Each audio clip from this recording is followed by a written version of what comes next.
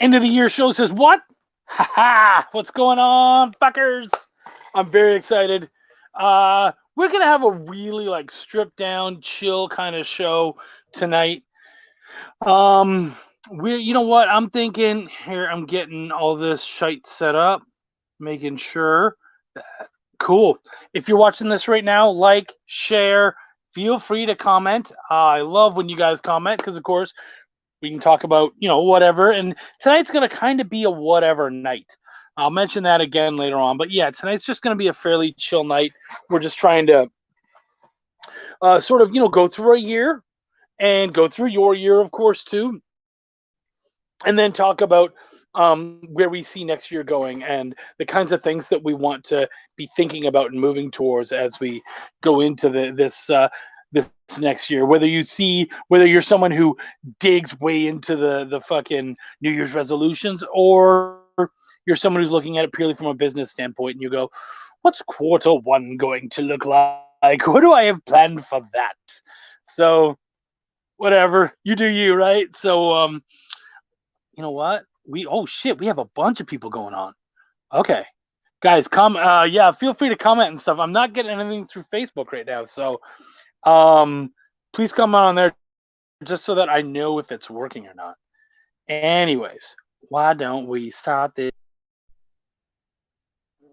Facebook seems to be having an issue. Yeah, they do. Um I hope I'm still live. Try to share your.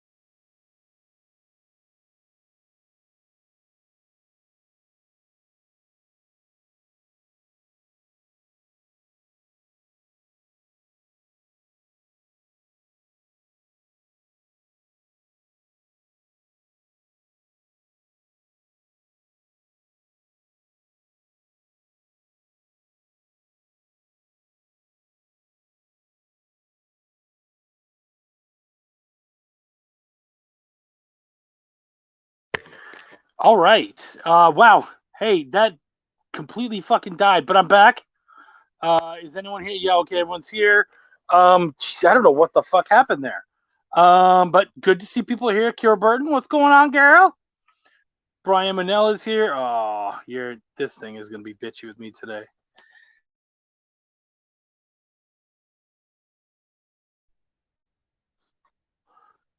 Hey, dude, what's going on? Sorry, I'm having serious fucking internet issues. It's either me or it's Facebook or something. We're not sure. I'm gonna see though if I can start this thing. Are we live? Oh, we died. Now we're back. Yeah, fucking exactly. Let's hope that doesn't bode for how the next year is gonna go. What's up, Sam? Good to see you, buddy. Katrina, what's going on, girl? Okay, cool. I think we might be back. Let's try this motherfucker out. See what happens. And go.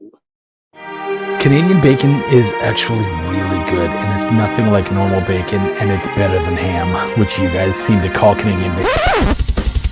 I'm very good at writing. I write very well. Yeah, it's Shop Talk. Do some of your audience members like the word fuck? Cool. Then I'm going to keep saying fuck. Because I care. And the shit show begins. So I just want to start the stream off by saying,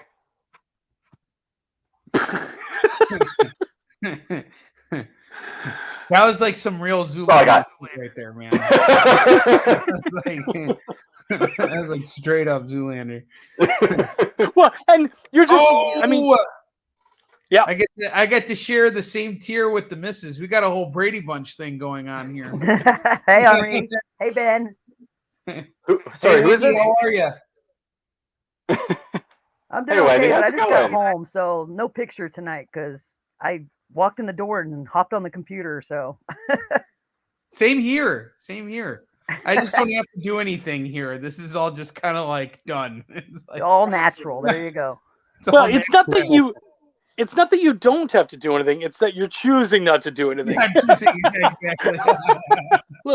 I mean, and trust me, you're not the only one that might be in that same boat. I was gonna say he's on the right podcast. This is what is this? The Too Hot for Radio podcast? Is that what we should Okay. call ourselves? For me, I'm still in my pajamas. I was like, oh shit, we're going live. I gotta grab my toque, and that was it. I was done.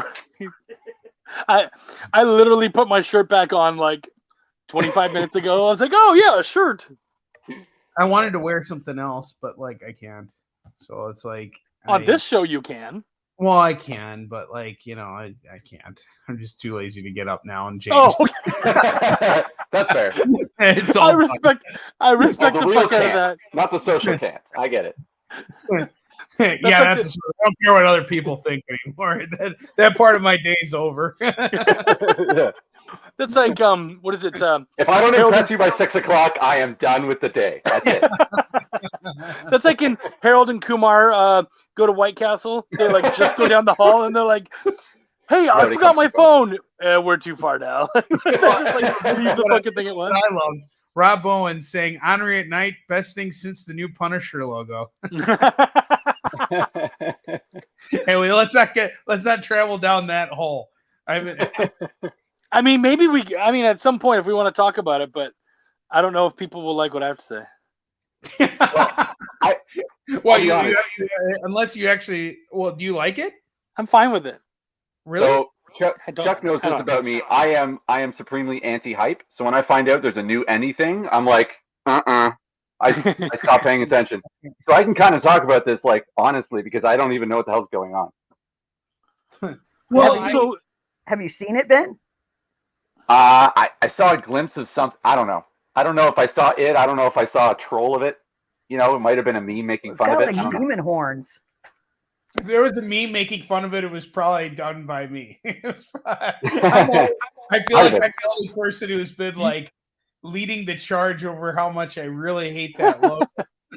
you know, Ben, you should actually check it out so that we can get your like dead on at the moment reaction to it. In your Google search, just put in horrible logos. It'll be the first one.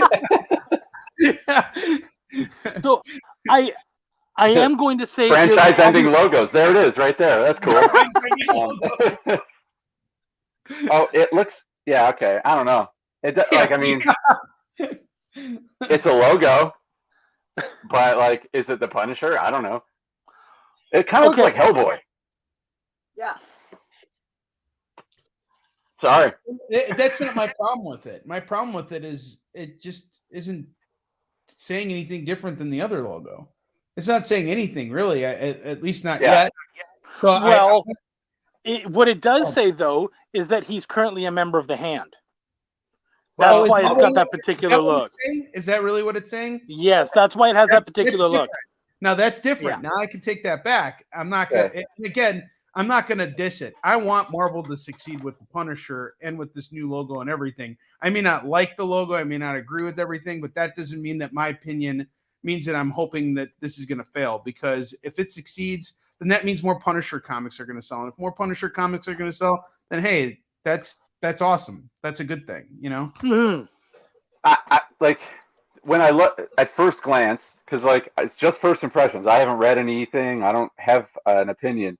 But it definitely feels like it's brought to you by the company that made Snowball. Or what was it? What was that stupid Safe Space? Was that the one? Safe Space. You remember that? When they had that team?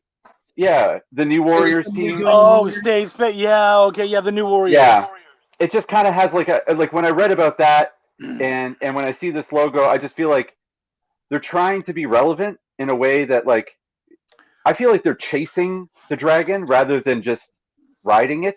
Do you know what I mean? What you're saying is they're doing exactly what we're doing as independent creators, chasing the dragon. Yeah, but what I mean is like, so for example, when I wrote my thing, I wasn't trying to piggyback on something that someone else had done. I wanted to try something new, and I knew that was going to be risky. And like, I'm not in a position to take risks, right? Like, I have a full-time job. I'm not a writer professionally, but Marvel has all this money and all these resources. They can take all kinds of risks, and they're not. You see, here's the thing. Yes, they can take risks, but at the same time, they get a lot more blowback as a result of the risks that they do take. That doesn't excuse poor comic making or whatever. I'm not trying to defend it. And I honestly, I'll be completely square with you guys. I don't really read any Marvel and DC stuff that's coming out right now. My list is all indie their own stuff, because that is where the risks are being taken. That is where we're seeing cool stuff happen, because we're not restricted by anything anymore. We're not told what we can and can't do. We don't need to appeal to anybody except ourselves. We make our books for the audience of one, as Sean McCardle puts it. You make it for yourself first, and then you make it and then naturally, if you like it, your audience is gonna fall in. And I guess that's what's bothering me about the current direction that Marvel seems to be taking with the comics in particular. Like, their cinematic universe seems to be they seem to have a completely different creative process to that. But the comics, whenever I read about what's going on in them, it's always like, with all due respect to Marvel, new logos are not new. They're nothing changed, right? It's a logo. So unless it comes with some sort of like lore or a background to it, it doesn't speak to me. So I mean, and that's the thing, is obviously this new background or this new logo, it's because he's joined the Hand. I haven't read any, like, literally that's all I know. But I will tell you that I like to feel that I have a unique standpoint on this, because I'm in a place that no. I'm in a place that less than probably about a dozen people have ever been able to do, and that is, I got to work with a changing of the Punisher logo. Oh yeah, I remember that.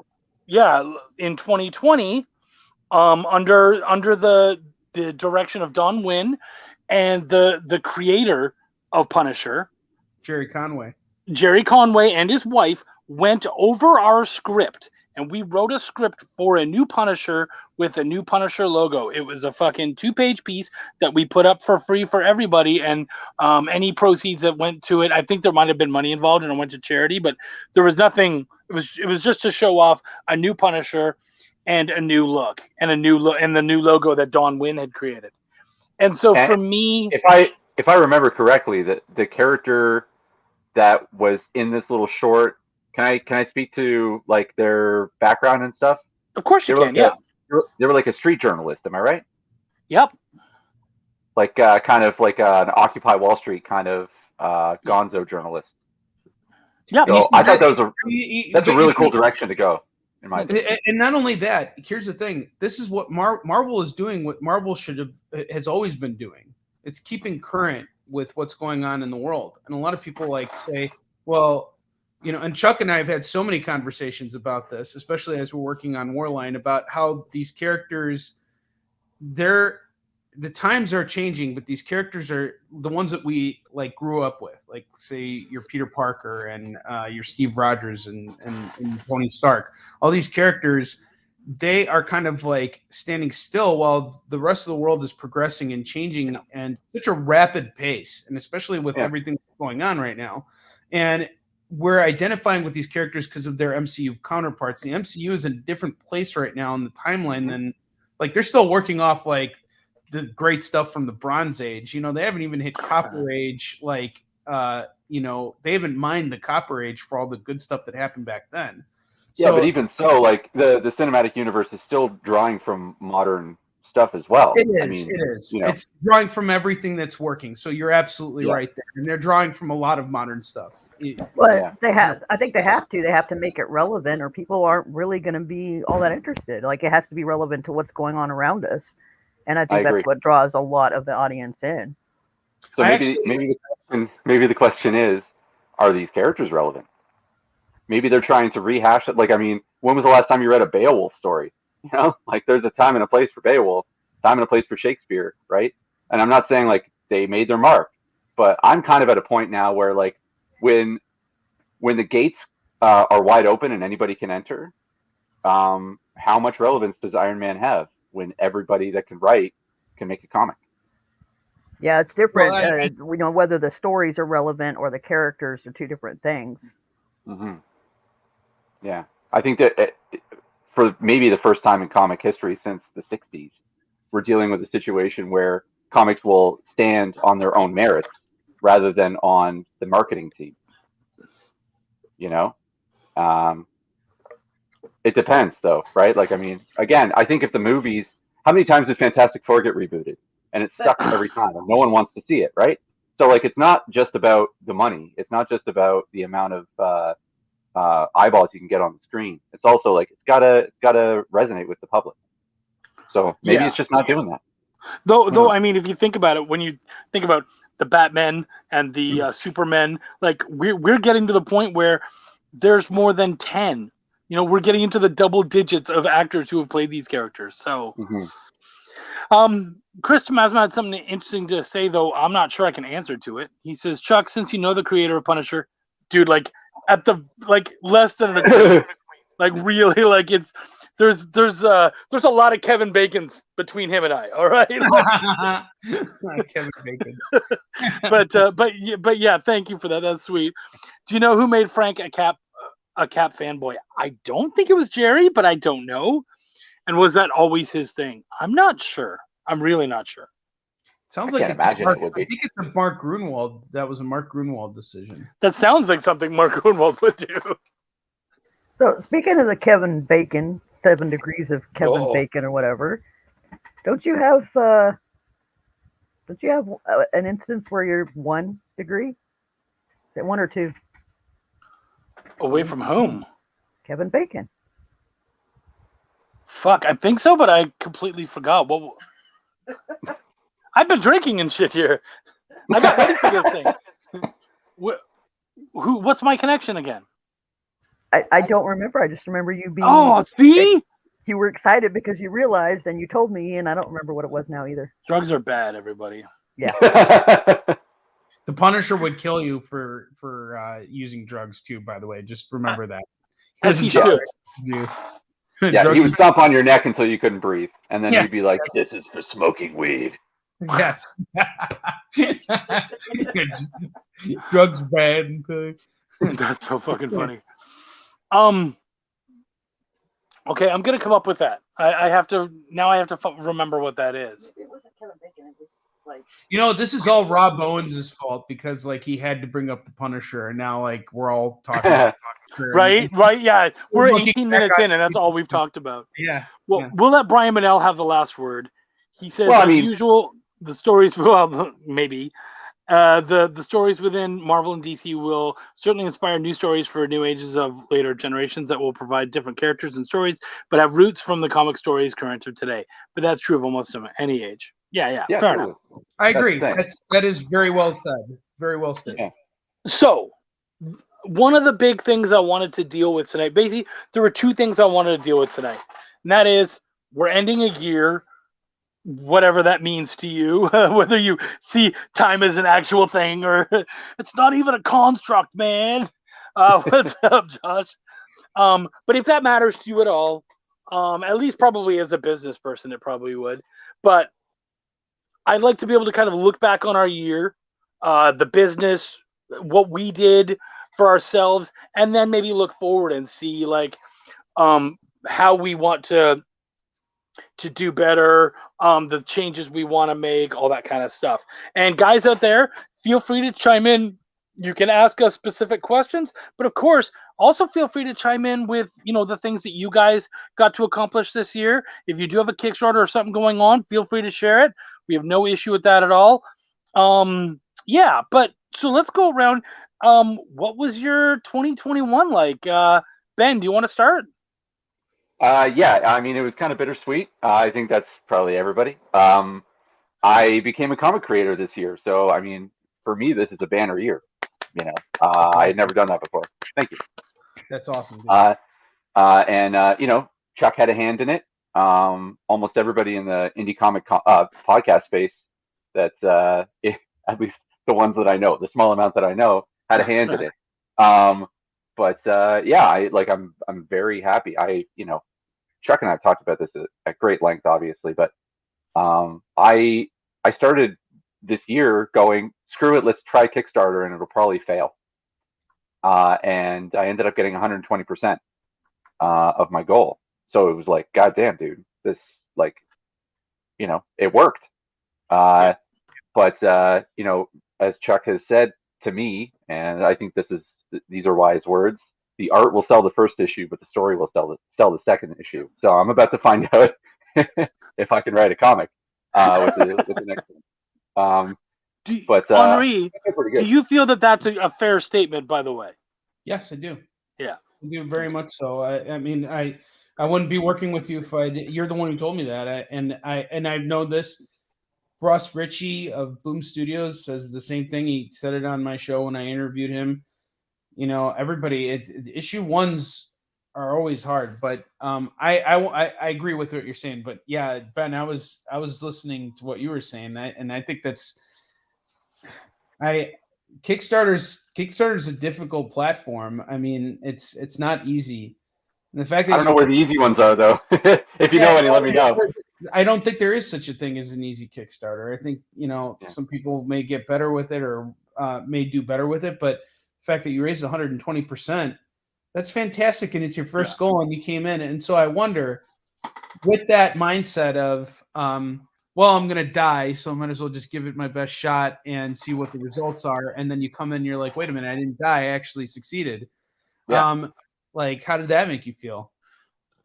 It was validating. I think everybody that has a story in their head or has doodled on the corner of a page at some point has felt like they have something to deliver to the world that they feel is worthy of showing.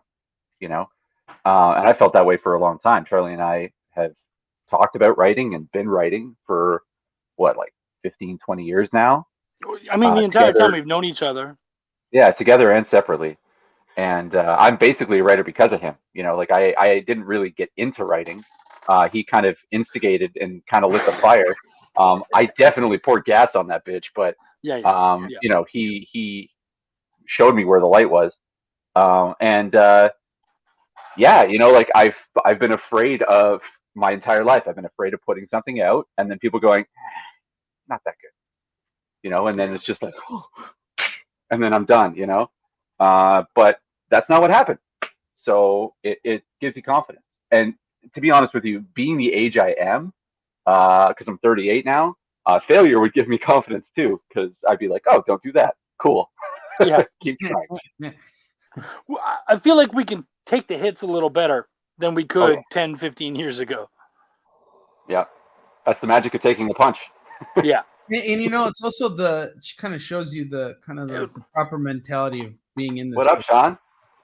What's up, Sean? Sorry, man. Go ahead. Giving love to my boy Sean.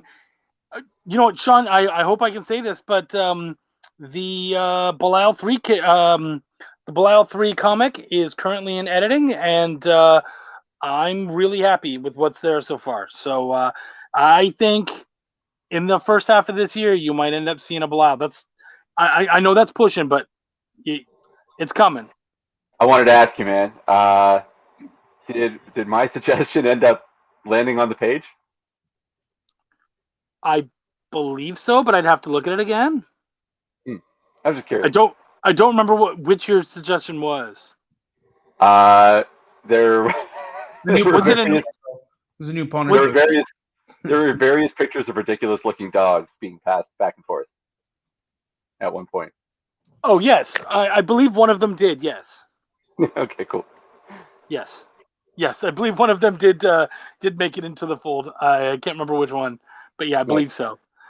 I'm very excited for this one. It's gonna be great. Thank you. Yeah, no, I'm really excited. I'm excited about it too. I just finished rereading Belial 1 and 2. Thank you.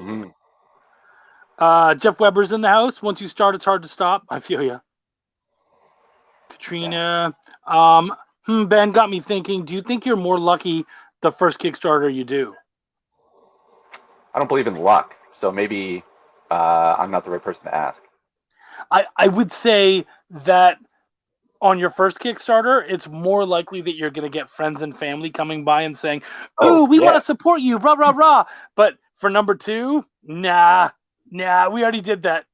I mean, some family might still come by, but yeah, that shit, like, you know, the difference between family and fans by the time you've hit your second and third Kickstarter. Like, I know which people actually want to have my books on their tables, and the people who don't bother me. It doesn't bother me at all. I get it. It doesn't have to be for you. I'm fine with that. I'm sure at some point you've supported me, even if it's just in a morale sense or whatever. So I don't care. But yeah, you start to see who is what. Sorry, there's a bunch of people. There's a lot of chatting, but I don't want to get too far ahead because some people dropped some really cool talking about their gifts. It's the same shit you were just saying as a musician. Like the first time you're in a band, your mom is like, "I'll totally be at your show." Yeah. Like now, I'm like 8 years, 10 years in, and it's like, "Oh, you're playing a show. Congratulations. Let me know how it goes." Yeah, you've done that. Totally. So, same question for you, Henri.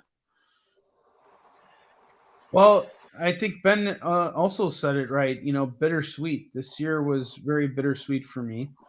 You know, I definitely want to say that I gained and lost the same amount of things, and overall it was a very lucrative year for me. Working in comics, seeing the return of comic conventions was really fantastic because I got to get back out and do what I love doing most. But I got more situated working in live sales and launched, a virtual signing platform to bring on other independent creators and sell their work through a show I do on a channel called the EXP. And it's been very good. And like Chuck, I got to connect with you. That was great. And creatively, I feel like I'm making a lot of leaps and bounds. We're doing some great stuff on Warline, and again, going back to what Ben was saying about you, like you really do light the way. I was really stuck with Warline for reasons that you know. Yeah. It's a very emotional project for me, and it was in developmental hell at the start of 2021, and now the book has an artist. It's actually moved forward. So if that's not saying anything about you as an editor and you as a person in general, I don't know what is. Like you've got this very optimistic way of seeing what's going on, and have a very strong understanding of how we need to be perceiving things, especially when it comes to our own work. Because when I first sorry, I like to deliver the old handies while I'm. No, I appreciate it. I can't help it though. I mean, when I respect, I fully agree with everything you're saying, man. Yeah, yeah. Thanks, guys. It's funny because, and for the record, I know we just met. Sorry to interrupt, but yeah, I know we just met, Henri. But I come from the same school as Chuck. I don't know if he was the teacher. I don't know who was the teacher, but I come from the same school for sure. So if you ever need collaborators or someone to throw ideas at, I'm also that guy. I do it for him. So anybody who's a buddy of Chuck's is a buddy of mine, like off the bat. And that was another too, Chuck. I got to connect with a lot of people this year, and I got to meet a lot of people that I got really well connected with virtually in 2020. So that really was the best parts of 2021 for me. I have a question actually for everybody. Do you feel like you bonded more with people or less as a result of not being able to see them physically? Ooh, Wendy, it's been a while since you've said anything. Well, I would say more. I don't know if it's specifically because of what was going on, but I think it just was coincidence that it happened to be combined with me starting to try to get the progress of my book out, and by doing that, started kind of meeting people because they would, comment or whatever, and so that we would start chatting and stuff like that. So I think it was more for me. It was more along those lines. That's how I started getting communicating more with people. But I would say, I guess there's probably a few people that I knew before all this crap started, who I've talked to more since then. So yeah, I guess it did affect it a little bit. Sure. Maybe I wasn't speaking necessarily to quantity, but more quality. Like I found that with some of the friends that I had, had in my circle, we ended up becoming a lot tighter. And like when the opportunity came to spend time together, we would take it a lot more often. I don't have a circle. My circle is Chuck's circle.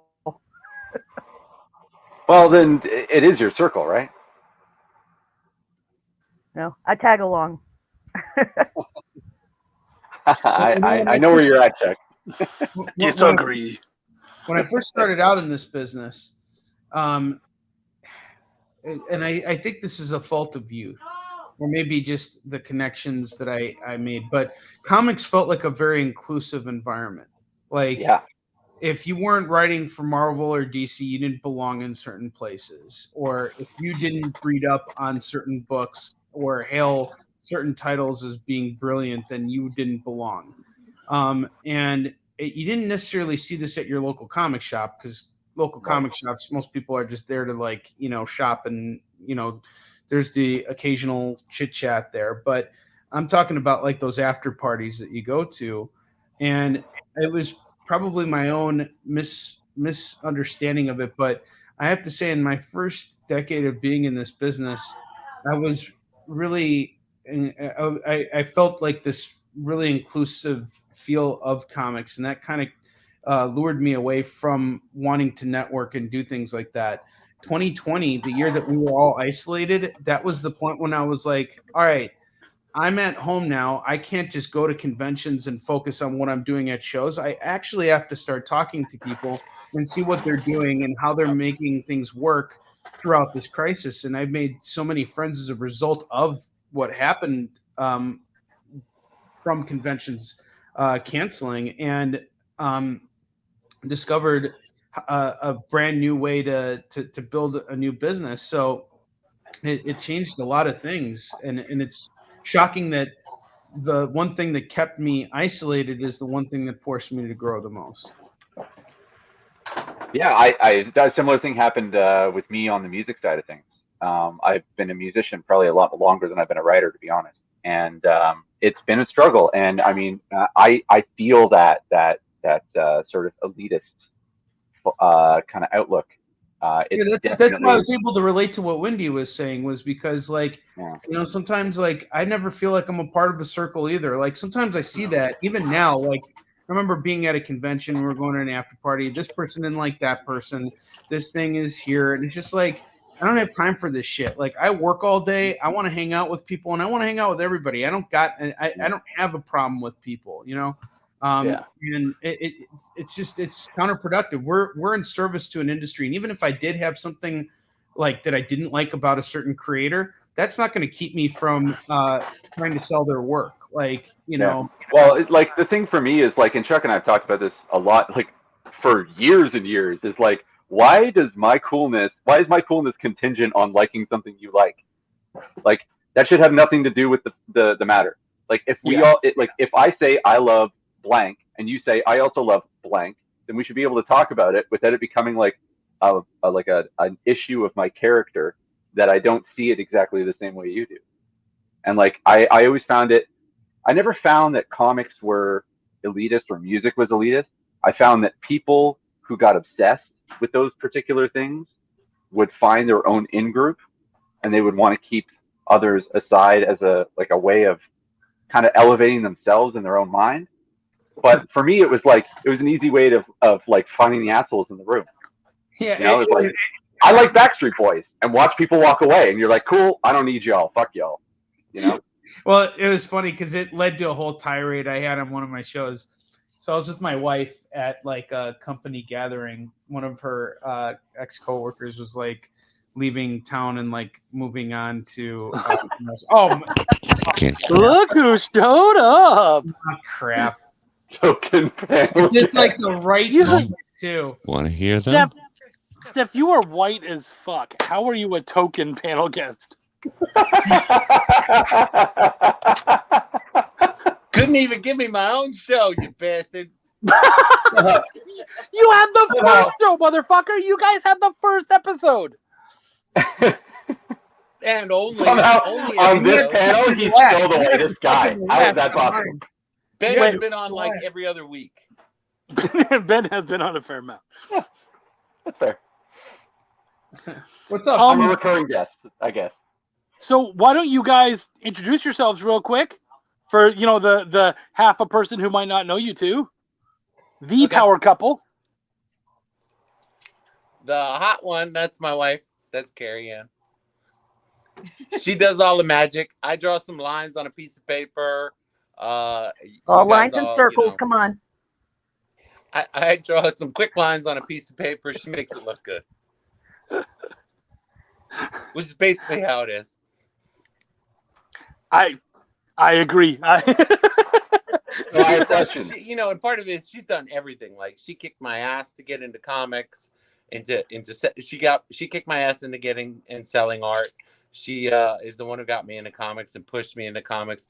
Like she always pushes me. She's the dreamer, the button pusher. I'm the stick in the mud, always trying to figure out all the failure points and everything. So she's the whole reason I'm where I am. So we were talking about our accomplishments, and I want to go through right after Steph talks and talk about what the people in the chat have been talking about, because they have their accomplishments too. But for you guys, for your little team, 2021, what kind of were the highlights of your year? Well, we put out 3 art books. Actually really 4 art books, because you count the Halloween book. Yeah. So 4 art books and a cover gallery. We built our website up and continued to build our brand. Yeah, 2021 was cool because so many things were like almost like firsts. In other words, we were drawing those sweater girls, and somebody said, "Hey, you ought to put them all into an art book." And so I was like, "Wow, cool! I must be a real artist. People want an art book." So we did that first art book, and it turned into 3 art books for the year. And we're going to up that count next year. So it's kind of cool. Like sometimes you'll see a comic artist, they'll come out with like 1 art book, and then like 2 years later, they come out with another one. No, first year we do it, we come out with 3, And so the same thing, the cover gallery, we're like, that's just the first 40 covers. One of our other big milestones is in February, we hit our 100th cover, our 100th comic cover. Yeah. And thank you. And it looks like we're going to hit 200 in about probably the end of February, beginning of March. We'll probably hit our 200th cover. So 2021 was the year of 100 covers. Well, I'll tell you what I told them earlier, and that is the Belial script is officially done and into editing. So we're probably going to be talking real soon, buddy. Cool beanies. Oh, I love we're excited. Belial's fun. Thank you. We're going to need at least 100 variant covers for Belial 3. Belial it's a fun cover to do because it's a fun topic and it's a fun story. And we're talking you and Sean Barber here. You guys like to have fun with it. So it's not, over the top serious. It's got to be like we did the beer pong cover, and you're like, yeah, there's beer pong in the book. We can use that. Yeah. Like that's the way we like to work. It's like creators, some of the creators we work with, it's so specific what you have to do on the cover that you're just like, I'm like drawing by numbers. You know what I mean? Like I'm not doing anything different. I shot you that beer pong cover thinking, yeah, you're going to laugh at it or whatever. And you were like, nope, we're doing it. Yeah. So I believe I actually said, fuck, now I got to buy that. Fuck, we got to do that. That's the kind of creators we like working with. People like you, Sean, and stuff like that. Thanks, man. No, yeah, and that cover sells so well. I love that cover. I love what you guys did. Oh, it's just so much. It's so fun and bright. It's one of my favorites. And it's so like what we like to do. Like Carrie was just talking with a creator today. We were talking about one of the creators we work with. Like, that's the same kind of things I do in my drawings, and that's the same kind of fun things she likes to color. Like, it's cute. I mean, the girl is adorable. Yeah, her boobs are hanging out, and she's sexy. But it's cute. The ping pong ball stuck in her boobs. Link is going for the ping pong ball. You know, like, it's just a fun cover. It's a fun little story. And those are our favorite kinds to do. Yeah. No, that's awesome. I'm going to go through. Sorry. Did you guys have more accomplishments? No. I think we moved to the Cape. Yeah. Other than that. I started working full time in comics. Oh, congrats! Yes, in February, I left my real job, and now I color boobs for a living. So it's not that's awesome. Now, what about what about the show? Did that start in 2020 or did that start this year? That started in 20. No, it started during the pandemic, 2019. 2019. March of 2019. Oh wow! So yeah, so we're almost on 2 also known years as yesterday. of the show. And credit to you, Chuck. Man, you know, I was talking about it with somebody, one of the creators or one of the artists or whatever. Like, I got a total respect for your morning show hosts, your anchormen, people who have to go on a regular basis. Even doing one show a week is relentless after a while. Right. And not, I mean, it's just, you got to prep for it. You got to be ready for it. Yeah. You have to be on fire for 2 hours, wide awake, you know? Yeah. Like, it's like, there's some nights you're just like, I'm not up to this, but we've only missed 2 shows because we were moving in the entire 2 years that we've been doing live streams. Yeah. And it's just like, after a while, you're just like, oh man, another Thursday night show coming up. And you just have to prepare yourself for it. And I never realized how relentless that would be for like entertainers or celebrities or anchormen or somebody like that. No, you're totally right. It is. So now do you feel bad for suggesting it, Steph? Yes. No, I'm glad I made Chuck do it. Vengeance. Vengeance. No, but it's our favorite 2 hours of the week. It really is. Yeah, right. Because it gives us the time just to sit back and to talk and to see what's going on and to hear what our fans want from us. And that's the best part is we get more ideas from that 2 hours a week than we do all week, you know, in the office. Yeah. Well, and I like, in all honesty, not to sugarcoat anything or whatever, but you can draw little thing. It's probably one of the best shows on the internet right now. Like, just like, it's so much fun. Guys out there, if you've ever gone on to the Comic Book Shopping Network, or no, you guys are on Artist Alley Shopping Network, right? Artist Alley Shopping Network on Thursdays. They've got their show where they, usually go over some of their commissions or covers, and they kind of work on them and usually give them some color and stuff, just kind of finish them off. But then in the last half hour, you guys usually pick a different cartoon character and teach us all how to draw them. Yep. And that's available too we have a YouTube channel as well. Oh, cool. It's called You Can Draw with Steph Wilson. And I probably got about 20 up there, but I take the little snips from the show and actually put it on You Can Draw. It's all been edited, so it is appropriate, age appropriate. All ages appropriate. So it's a lot of fun, and it's something you can go back and draw, and Well, and I think that's one of my favorite parts about it is that we know. I believe is it Chloe who comes in every week? Yes, yeah. Chloe. So little Chloe comes in every week. She's like what, 7 or 8? Yeah, she's 8. Yes. Yeah. And these motherfuckers who are on there, they're the most debaucherous, fun-loving people I know on the internet. And as soon as that little girl jumps in and we start drawing, squeaky fucking clean. Everybody, seriously, everybody is so cool. Like, it's really neat. Yeah. And it's just like everybody's just, okay, we know that we're doing this now. It's kind of like, I don't know, like a fun version of church where you're like, all right, now I have to act a different way. Like being in Sunday school or something, like. It's funny because if somebody says something in the comments, I won't read it because, there's children around, but somebody else will call somebody out. Oh, yeah. Yeah. Well, it's interesting. But, you know, it's funny because the You Can Draw segment was so fun about that is that, you know, like Chloe's a little girl. She's in San Diego. We've gotten to be friends with her parents through the show, through messages and everything else like that. So there's a little girl out in San Diego who tunes in every Thursday night at 9:30 to make sure she can draw a picture. And the best part of it is she's got older brothers, and they're like, yeah. Little girl with much older brothers is going to get, you know, she's got to make her own way in the world. And this is her thing. Her brothers don't draw. This is her thing. This is her You Can Draw. This is her time. They've tried to serve her dinner during our show, during that time period. And she has sat there with pizza in front of her and the iPad going. And she is letting the pizza go cold because that is her 1/2 hour a week. That's all about her. And that's what we love about it. Yeah. That's huge.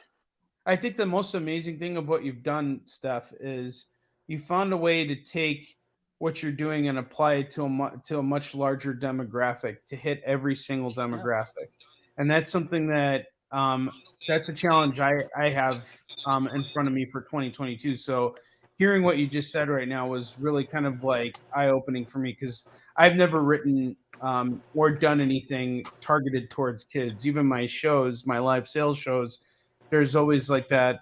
I always make sure not to go too far on CBSN, but regardless, like the way I write and the way I do things, I've never really had that audience in mind. And yet they're a very important audience. And I think it's really wonderful. Yeah. Everything you just said is that's you're building a future artist's career, just by helping them out. You're mentoring them.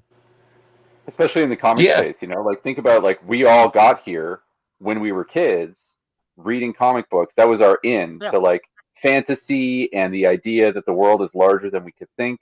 And like, also like exploring how things could be started with comics, because it's not just, you're not just reading and invoking your imagination. You're also like, there's pictures there. There's like action.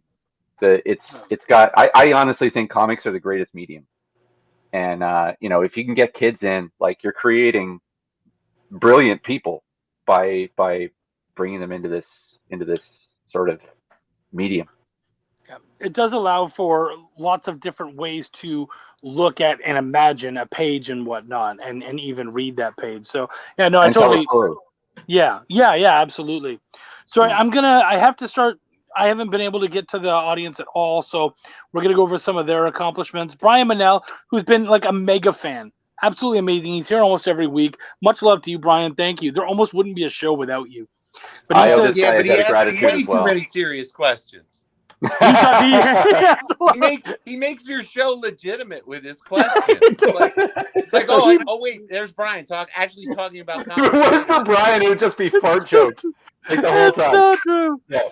It's so fucking true. I think for myself, the biggest accomplishment in the comic realm was reaching out, meeting, and gaining connections with other comic creators in the community for the first time. Didn't do that in prior years. Still working on the production end of things for my comic. Dude, that's great. That's something. Katrina Roth says, 2021, let's see, I worked on approximately 30 projects and kickstarted, published 2 children's story collections. Amazing. Wonderful. Chris Tomasma, I'm actually going to call you out, though, Chris. He says, not on the first part, obviously. He says, I had to deal with cancer. So I'm giving myself a pass for not coming. Yeah, that's not what I'm calling him out for. No, don't call him out for that. Yeah. And Chris and I are very cool. I work with him for not coming out with new stuff. But you said, I'm not giving myself a pass for not, but didn't Base Force, your Base Force comic, I know it kickstarted, I believe, in 2020, but didn't it come out this year? 2020 to 2021, I was mainly trying to make friends. Next year, I'm going to be more of a businessman. I don't know, dude. A lot of people can't see what you've done behind the scenes, but you've thrown so many fucking scripts by me, and I know that you've thrown them by other editors too. Dude, you're doing a lot. So, yeah. Much love to Sean. Sorry it took so long for us to get to you. What else? Some more people were talking about their stuff. She introduced Brian to Indie Comic Conspiracy and those people. Yeah, that's a big one. Dude,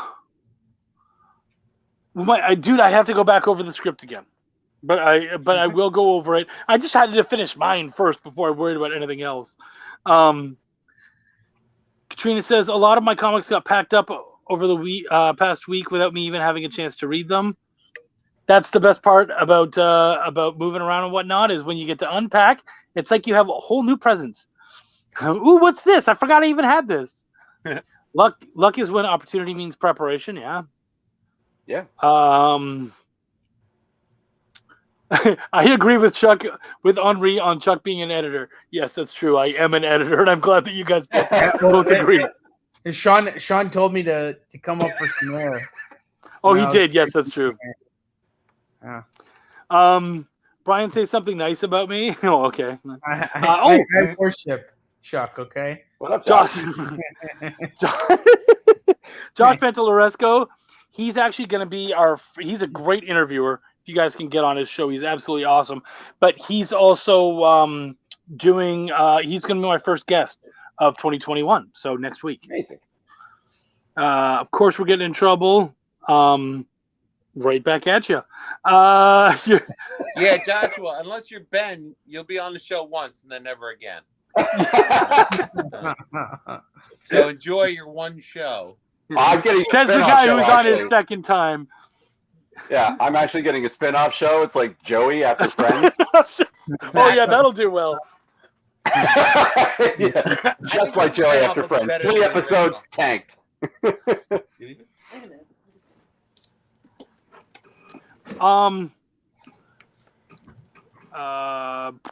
Just trying to look for more. What do we got? Katrina, hey, thanks. I really enjoyed doing what I get. Okay, yeah, blah blah blah. Sorry, there wasn't exclusivity to comics for a bit. Actually, I could agree with that for a while there. I tried talking to professionals, and it was easier to chat with authors that weren't established. Now it's a lot easier. That said, the indie community has always been amazing. Agreed. Backstreet's back. See, and Josh knows what's up. Squares are hard. Maybe that's something that some of us might need to work on in the new year. Wise guys. I'm like, is he listening? I'm listening. Are you guys going over a script or a cover? Nope. Okay. I'm looking at the comments to see why Sean has never been on your show. No, he hasn't. Yep. Is that by his choice or yours? We've never talked about it? Oh, that's weird. It's kind of weird. Well, I think he's gonna... Dude, I actually sent him the fucking... the StreamYard to come on for tonight. Oh, really? So yes, it might be him. He's got a lot going on. I mean, he's a busy guy. And I think, you kissing up to people like Ben and Henri, the big names in the industry, that makes a lot of sense. Sean's not going to get you anything. Booking him on the show is a courtesy, if anything, you know what I mean? Or throwing him a bone or something. That's why I'm here. And everybody thinks Chuck wrote it. So that's your fault, though. You credited me first for some reason. I'm just saying, like, if I'm big, oh man, need a bigger pool. Like, well, big for Chuck's show. Let's be honest. Yeah, that's fair. That's fair.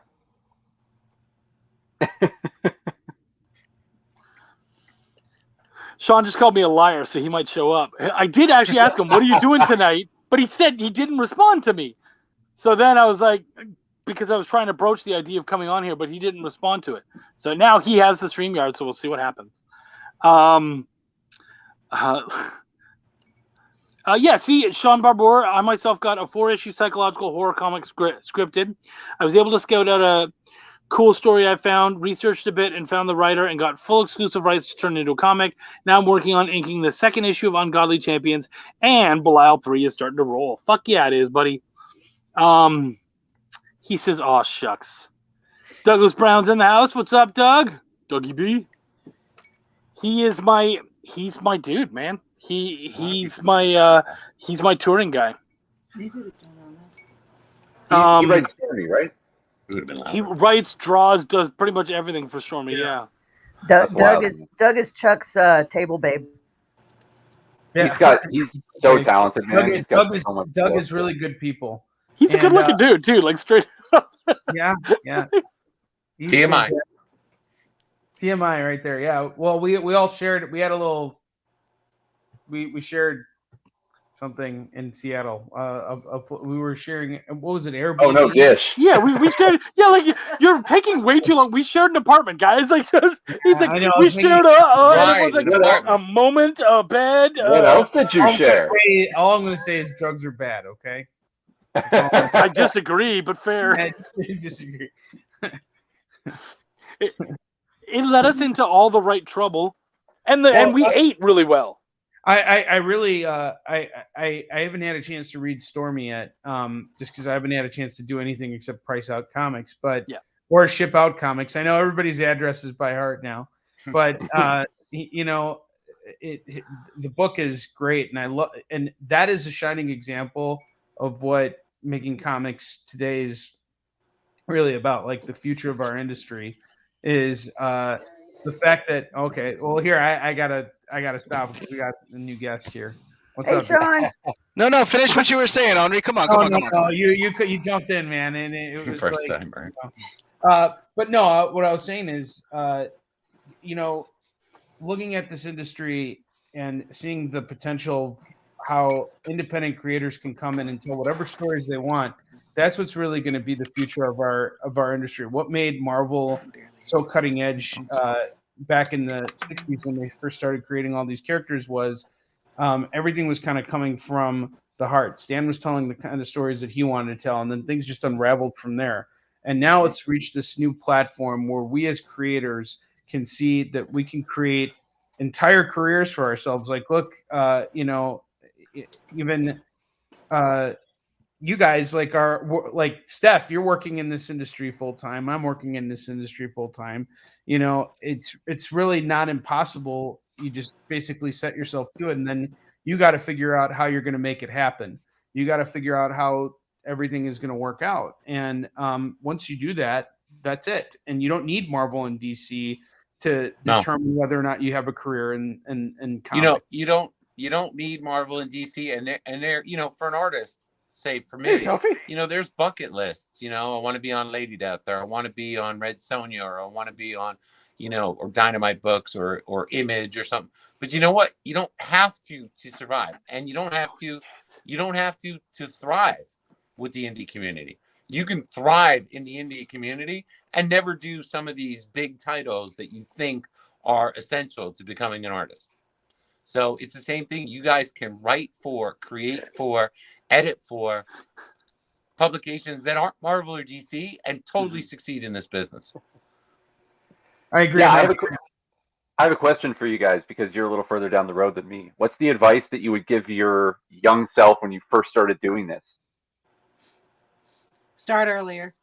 Start younger. Yeah, I'm already there. Start much younger. That's the guy.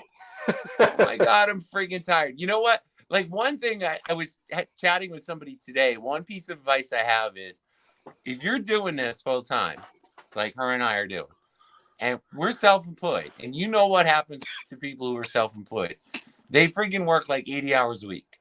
Mm-hmm. So it's funny because I was talking with somebody, and I know a lot of artists and a lot of creators and a lot of people in the industry. And they've got downtime where they're playing video games or doing something. They're posting about doing this. Gary and I have to carve out a few minutes to go out and enjoy the Cape once in a while, because otherwise we would literally work every stinking day and all hours of the day, because there is always a hustle. There is always a chance to make more money. There's always a chance, another deadline, another chance to make a success. Henri, I mean, you're 24 hours a day. I don't even know how. I know how you do it. I feel like we're speaking the same language. There's just not enough freaking hours in the day to get everything done. And like, Carrie, is that Carrie is your wife's name? Yeah. Yeah. Okay. Carrie, I think I don't think you would have left your day job if you would have not seen a more lucrative opportunity or a potential to. It's not just about doing what you love, because even I've had lots of conversations with Tom Hutchinson about this. You could do what you love for a living, or you could do what you hate for a living. Right. Either way, it's still work. And when you've been working for so many hours, you need a break from that thing that you're doing. What's up, Terry? How you doing? Terry's the best. I love her. Yeah, I mean, the best decision I made was to start working full time in the business because I do. I love what we do, and I love our life, and I love, I walk down the stairs to my office and I'm at work. I mean, there's no commute, there's no hassle, but it is trying to find that balance. That was a lot easier when somebody else was paying me. And if I took the day off, I got a sick day. Right. Yeah. I don't give out sick days. Well, she doesn't give us sick days. So it's finding, it's finding that balance, and it's finding that time, and it is, we just, we work strange hours so we can get things done in the morning, or we'll, take a couple hours off in the afternoon to do something. And it as well as anybody, Henri. There's literally a chance to be making a buck every single waking hour of the day. Absolutely. And I am so blessed and fortunate that there's 5 commissions on my board. And before I get through 3 of them, I'll have more. Like, there is always an opportunity for me to put a pencil on a piece of paper and make money. The claims I do for my live shows and stuff like that. Like, I literally can take 10 minutes, set something up, and post it and get paid for it. So when I don't, I have to make a conscious decision, like, I'm not making money right now.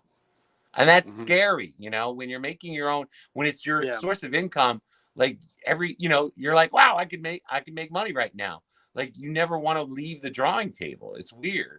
Even when I go on vacations, I still bring work with me. But here's another thing I wanted to point out. The whole thing about video games, work has become more enticing to me than playing video games. And I love video games. I just bought a PS5 and I barely ever freaking play the thing. I'm sitting right across from it. I could be playing it right now, but instead I'm hanging out here with you guys talking about work, and like talking shop because I really do feel like you guys are kindred spirits, like, because like we all are. I don't have hobbies anymore. We joke about me not reading comics. I used to read books. Like, I've read Lord of the Rings how many times in my life? I stopped reading when I started doing this business. I stopped looking at comic books for enjoyment when I started this. I stopped playing video games when I started this business because there isn't enough time in the day to enjoy things like that when I could be making money at that same point in time. I just can't justify it. So what's funny about that? Drags me out. And we'll go out and we'll enjoy Cape Cod and have a day out or an afternoon out so that we have a life. But if I'm sitting down, I'm drawing. I gotta be. Well, so that's funny because I can't. Wendy and I, we've been doing the door dashing to make some extra money. And I love going door dashing with her, hanging out. It's a lot of fun. A little bit of exercise, run up to people's doors and stuff. But we ended up, because we've been watching The Witcher and we fucking love it. And I played the last game. It's amazing. So I was like, you know what? We were going shopping for the kids and I saw the first book there. And I was like, you know what? I've been wanting to read this forever. I bought it. And then as a joke, like just fucking around, we were driving around. I started reading it to her out loud. And all of a sudden. That's awesome. Right? All of a sudden, we were at home and we were 28 pages deep and we fucking loved it. So now we're like, I think almost to page 80. So whenever we go out, I'll be like, you want to read? Yeah, okay. Boom. That's awesome. I'll open it up and I'll just read to her while she drives. And dude, it's great. Like we've actually got to the point where it's like, do you want to go for a quick, just a quick drive just so you can read together? Go to 7-Eleven, catch up on a couple pages. Exactly. It's our car book, we call it. Yeah. And we got the second so tough one to find. I used to call when I worked for this one company where I worked something like 70 hours as an executive. We used to joke, me and my peers, about having a work balance to your life. Right. Because it was just work and more work. And it was just how you balance the work on top of the work. So we always used to joke about a work balance. And when you're doing this for, this is going to be your career, this is going to be your job, it's always a work balance. It's crazy. I think the biggest thing is because we work together. That makes it better. Yeah. It makes it better, but it also makes it a lot easier to work longer. Mm-hmm. Because it's not like I've been at the enjoy, office right? all day and I want to see what was going on. he's here. He's right next, the next desk over. Yeah, a lot of times one of us has to drag the other one upstairs and say enough. Yeah, so I mean, it's easier, but it's worse at the same time because it doesn't give you that reason to get out. She'll close the studio. I would never close the studio voluntarily. Not until I passed out. But she'll go, the studio's closed. And she'll basically hit the light switch. She's just done. She's done. That means I'm done. Well, we usually have to eat dinner at that point. Right. So, there's another aspect to this too, though. And I think it's that and I hope none of this comes across the wrong way for anybody who's watching right now, but like this idea of the hardest working people in comics. If you're in this business, even especially if it's your side hustle, you are committed and hardworking because you could be doing anything with that time. You could be playing video games. You'd be hanging out with friends. You could be spending time with family. Instead, you're committed to this business and you're trying to grow it.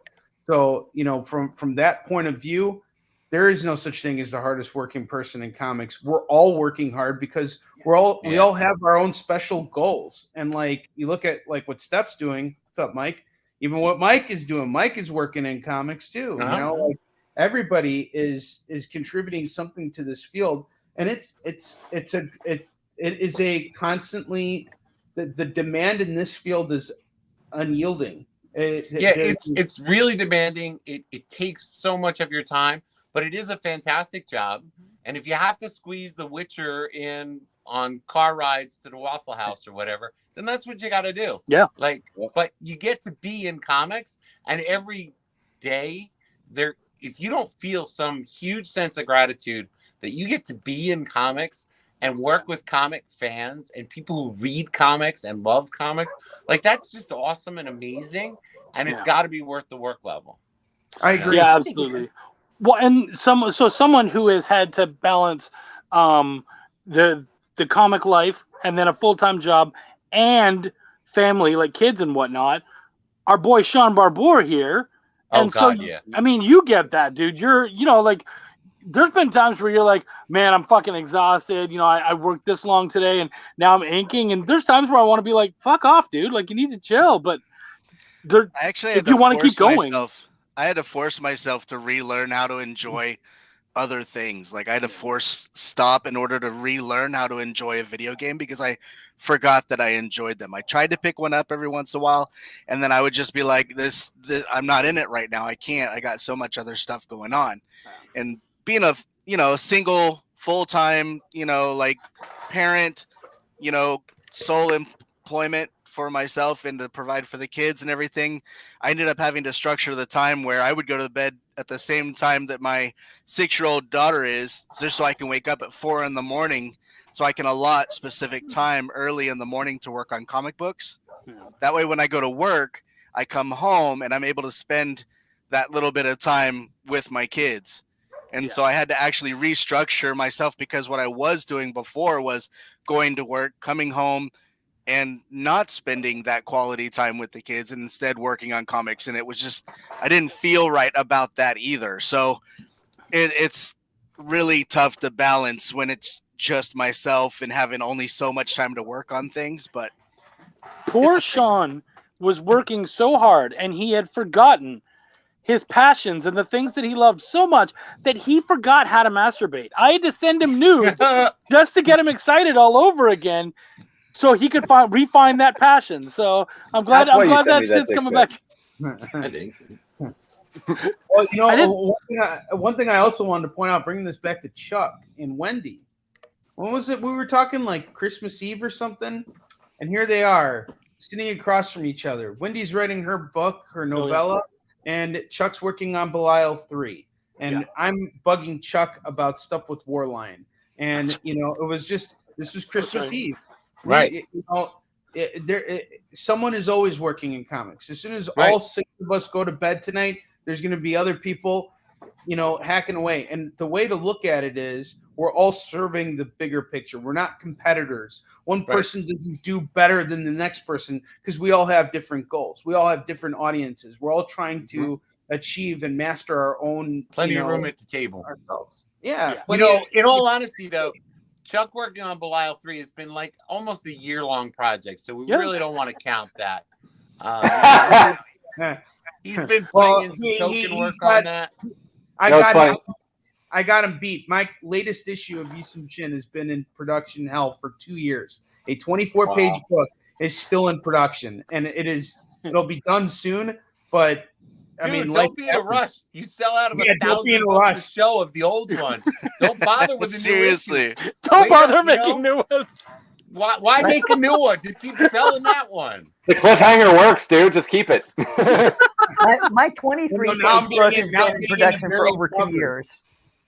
Now I'm getting into variant covers now, but that's what you got to do to keep it fresh. But I mean, it takes time, and that's another thing about independent comics. We don't pump out as much as Marvel and DC do because you're putting all your money, all your resources, everything, your blood, sweat, and tears. You're the guy who's going to be out there pushing, guy or girl or however you identify as. You're going to be out there pushing this freaking thing, and you got to be invested in what you got to believe in it. And I think that is a greater power than simply contributing something to Marvel and DC that is going to be part of a larger vacuum that you may be credit for. Yeah, and that's not knocking Marvel and DC because I would love to work for the big three. But yeah, I'm definitely hanging out with my tribe today because so my Christmas Eve, going to visit my family, and I was reading my novel to my girlfriend just so that she could hear it and so that I could read it back to myself because I find that's the best way to edit is to read things back to yourself verbally. And yeah, my year, it felt like everybody got screwed because conventions ended for you guys, and for me, I'm a musician, and shows were done. No one was going to shows. No one was having shows. But at the same time, my band and I have talked about this all year, and it's like the hobbyists are off. They're done. They're no longer involved. So there were people, I think, that were doing it kind of just for fun, and they were kind of half in and half out. But when the rubber hits the road, you find out who really wants to do this. And so the scene here in Toronto, we were like, no one's doing it. Let's just fucking do it. So we just started recording bands, interviewing them, building a scene, getting everybody connected, starting to put shows together, and you guys have been doing the same thing in the comic space. You've been connecting each other together. You've been promoting your stuff. You've been building on your own. You're not asking Marvel, hey, can I get a cover? You're doing your own thing. Yeah.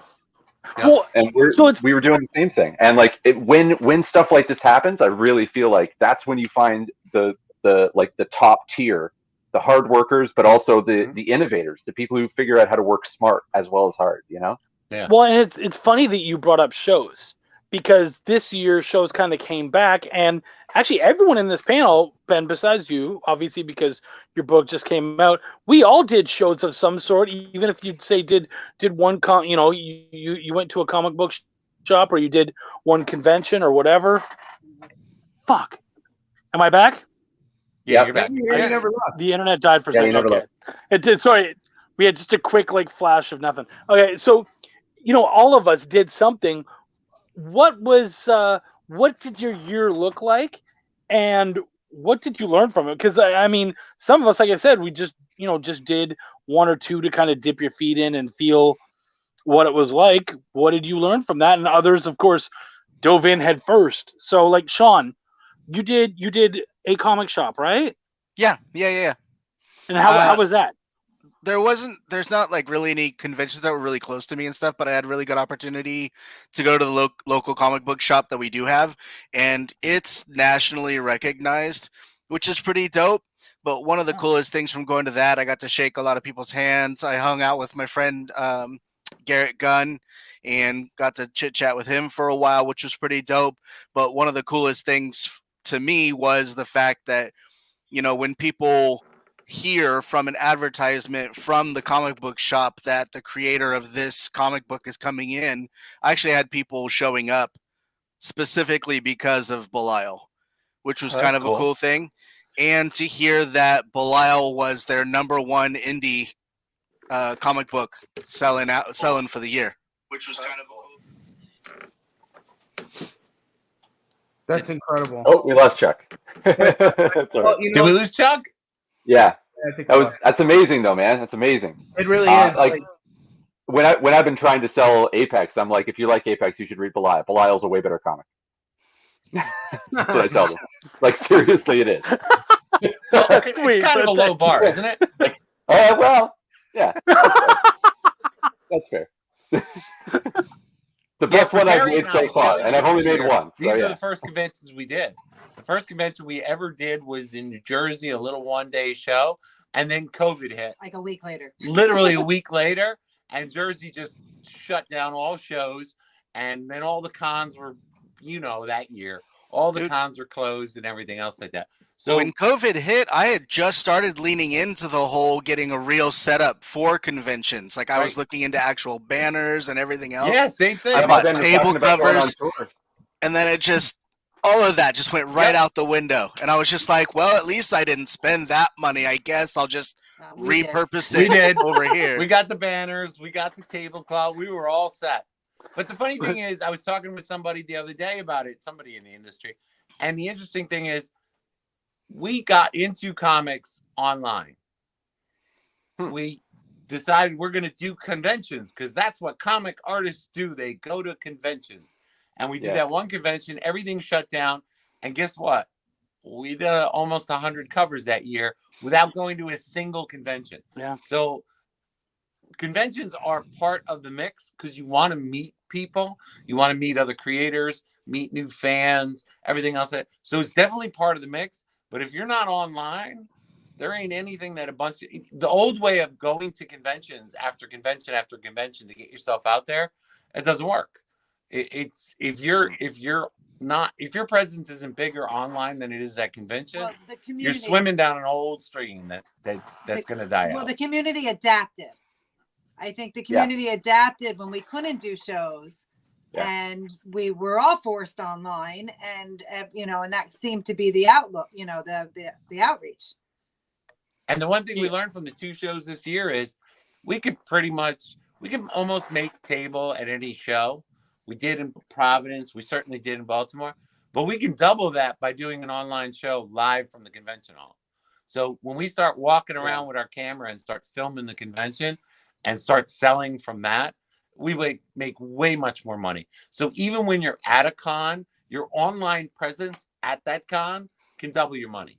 Well, then we also bring in the excitement for our fans. Yeah. We'll sell off other people's tables. I have no problem. I mean, when we were in Baltimore, I was selling off of Chris Madd. I was selling off of Alton or CB just because they're there with us. And, it's not taking away from me. It's just making my fans happy. And all those people that are stuck not being able to go to cons or not able to go to that particular con, they feel like they're walking around and they're meeting some of the other artists and creators there, and they have a blast doing it. Yeah. And we have a blast doing it with them, so it was fun. Yeah, I think that's kind of the next step for me because conventions that's how I was making my living post or pre-COVID, and I've had wonderful success at conventions now that they've come back too. Like some of these shows have been wonderful. They're not as I can't say I'm selling maybe a little bit less than I did pre-COVID, but that may be due to a bunch of attendance. Who knows? Yeah, attendance. It could be placement. It could also be the fact that conventions just aren't the same anymore because of all these restrictions that are in place, which obviously are for everybody's betterment, but wearing masks, it makes it really hard for a lot of salespeople. One thing I started doing was wearing face shields because you need to see someone when you're selling. People need to see your face. They need to say you can't. You look very, very ominous when you have a mask on, and no one can read what you're trying to say. But I totally agree with what Steph and Carrie are saying.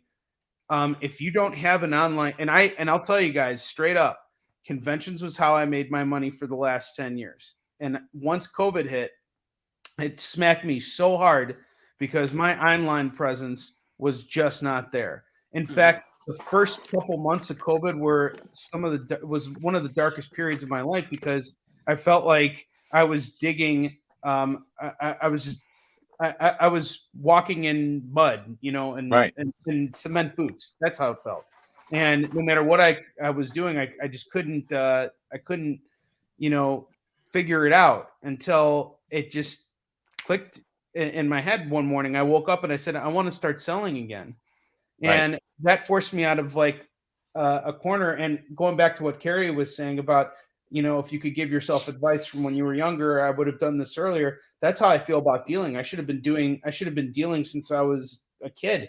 And I only started selling comics recently because breaking into this industry, I always kind of felt like, well, you have to hold comics in higher regard. It's not about how many comics or the price of the comics or the value of the comics. It's about the quality of the books. You want to have good stuff in your collection that you can reference to make better work. And you want, it was that was the kind of collector I was. I didn't really think about, wow, you can actually make money selling these things. Now I don't care. Now I sell Dollar Noid books, and flip them for $15.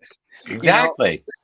But that's an opportunity right there. And it's also one thing Chuck has actually been helping me kind of like come out of is learning to venture outside of my own comfort zone, and try new things.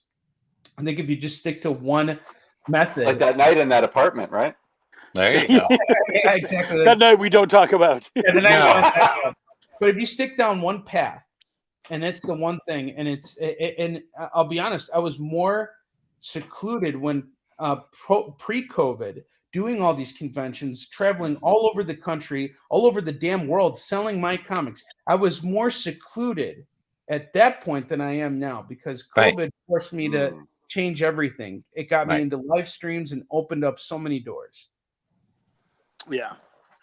Well, so for me, I had a pretty good schedule. We went from, and we traveled from Florida all the way to Seattle, and then mostly Texas, but all over Texas. A lot of shows in Texas. A lot of Texas shows. There's a lot of Texas though, so that's fair. Yeah. And we were really hitting as many of the quadrants as we could. But it was really good. I would say the difference for me was that in 2018 and 2019, I was selling my little $5 books and whatever things I'd edited. So I was making table, but I usually wasn't necessarily profiting.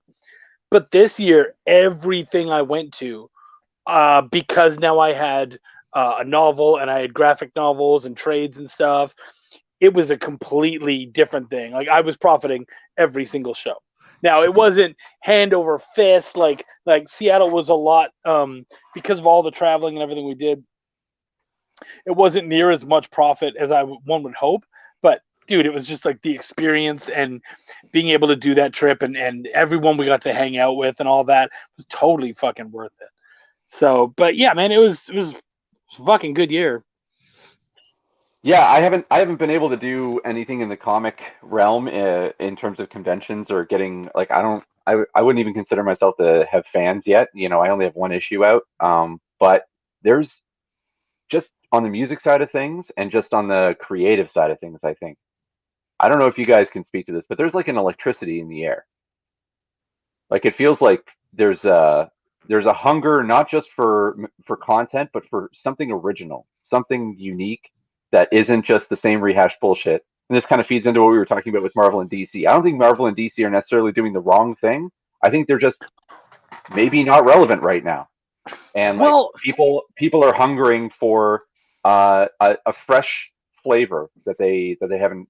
They don't know it until they see it, but they're looking for it. I feel like that even translates over to American television. That's why a lot of like the foreign television shows and stuff are starting to gain that because they have a lot of ideas that we haven't been using in our mainstream of thought or exposure.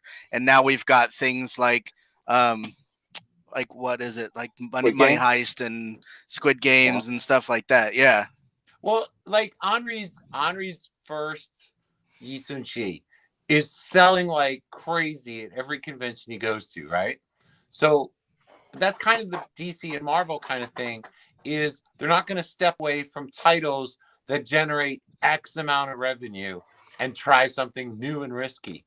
Henri is going to keep selling thousands and thousands of this book at every convention.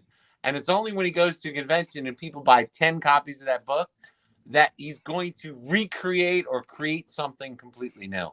you know, because it's a cash cow and you can't walk away from a cash cow. And I think that's what happens with some of the bigger publishers. They've got a revenue stream. They have to maintain that revenue stream. And like you're saying, Ben, some of the fans maybe are kind of sick of seeing the 12th reincarnation of Batman, and they want to see a new superhero, maybe, you know, like not that they don't love their Batman and they'll buy every issue of it, but they're not as excited about the next Batman story as they used to be. And I think there's also new fans. There's fans that aren't as attached to the legacy that we grew up in, and they entered through things like Belial. You know what I mean? Or things like I can't really pronounce the name. I haven't seen it written. What's the name of the comic, Henri? Yi Sun Shin. Yi Sun Shin? Yeah, stuff like that. There's going to be people that like that was the first comic they read. There's a porn version of it floating out there. It's called Rule 34, bro. It's about the night we were hanging out in Seattle. Yeah, nice. Because Henri never consulted with somebody. Hey, you're gonna write a graphic novel. Oh, what am I gonna write it about? I'm gonna write it about a Korean admiral from what, 15th century, 14th century? Well, it was the 16th century, but 16th century. Okay. Yeah, but because that's what you usually find in a comic book shop. You know, there's the whole wall of Korean admiral stories, and then there's maybe a couple superhero stories, right? And then just a couple rich kids with superpowers. Yeah, right. But the one thing I love most about being in my position, see, I get to put out Yi Sun Shin, and it comes out every Shrove Tuesday. Now, as a dealer, this is where something really special happens. So William Quinton, who's he was watching the show, he was hanging out. Yep. Okay, so he's got a great series called 47 Furious Tales. That is one of my best sellers. And you know what I use this? I use Yi Sun Shin as a platform for selling that book. And here's the thing that is great about entertainment, not just comics. I'm talking TV, everything. The moment you see a good TV show, what do you want? Another TV show to replace that good TV show. So you're going to be looking for that thing. And if you like a show like Breaking Bad, well, then you can check out Narcos, for example. In my case, if you like Yi Sun Shin, you got to check out 47 Furious Tales. It is awesome. It is such a good book. It is sold out multiple times on my show. I can't wait for the third issue to come out. And I feel the same way about James Paul Deschong's book. He did Sons of Fate. His Sons of Fate books have been a huge hit on our show, and they sell out all the time. And it's because they're doing something similar to what I've done with Yi Sun Shin, that it's the same genre, and I can kind of like direct people. But honestly, Yi Sun Shin is a superhero book. I always wanted to do superhero stories. I just am using a Korean admiral as the focal point. That's all. But of course, it gets shoehorned into Asian historical stuff. But I think we're all trying to tell our own stories and do things the way that we want to see comics made. That's the beauty of it, and we can do it. You know. Yeah, I mean the same thing that's happening in the comic space right now, where people are starting to depart from the standard road and kind of wander the wilderness a little bit and explore, where no one else has tread. The same thing's happening in music. It's happening in art. And I had a question actually for everybody here, and I'm going to step right into it because I know that this is a controversial topic, but I had someone just ask me if I was interested in making NFTs out of my comic book. Oh yeah. And I wanted to ask everybody's opinion on, like, because what I said to him was like, I don't know enough about NFTs to say yes or no to something, and I also have one issue of a comic book, so it's like, why would I do that? But I wanted to get your, like, especially Steph, like, I wanted to get your take because you have, like, you put it 100 covers. That's 100 potential NFTs. So, like, what is your thought on this? Well, and I haven't looked into NFTs. My biggest concern is how do you get paid for them? Because if it's getting paid in Bitcoin, I got no use for it right now. Right. Like Bitcoin isn't part of my Bitcoin isn't part of my investment portfolio. Do they pay cash for an NFT? I don't think so. It's all wrapped up in crypto. All the transactions are crypto. So I don't need cryptocurrency in my current portfolio, so I'm not as interested. If it was going into my PayPal, I'd probably be a little bit more interested. The problem is, it's for an artist, if you're going to create something for NFT, then you don't have an original, or you shouldn't be selling the original work. Mm-hmm. So since it's a digital work, a lot of what Kerry does, or if you're working on the computer, like I could sketch something out, Kerry could ink it, and we could do that as an NFT, because I'm not really selling the original artwork. Right now, I can get a lot more dollars for my original artwork than I can for an NFT. Like, I don't think anybody's paying $200 for an NFT drawing of mine. I'm kind of watching other artists and how they do. Like Adam Archer is an artist. Kerry just got me some of his art books for Christmas because I follow his work. So he does a lot of work, physical work, but he also started doing NFTs. So I'm going to watch and see how it does for him, But I think if you have a need, if somebody is going to invest in the NFTs, then I mean, what's it gonna hurt? She's the business manager. If somebody says you can make $1,000 on your art for NFT, she'll just add that to my workload. Like, then that would have to do. Because she'll be wanting to make that $1,000. I just don't think the potential is there yet for my work. See, I don't have the ego nor the self-confidence to think that turning anything of mine into an NFT would actually generate anything that would benefit myself. I think if somebody wants it, then why not? Never get in the way of your people who are going to give you money.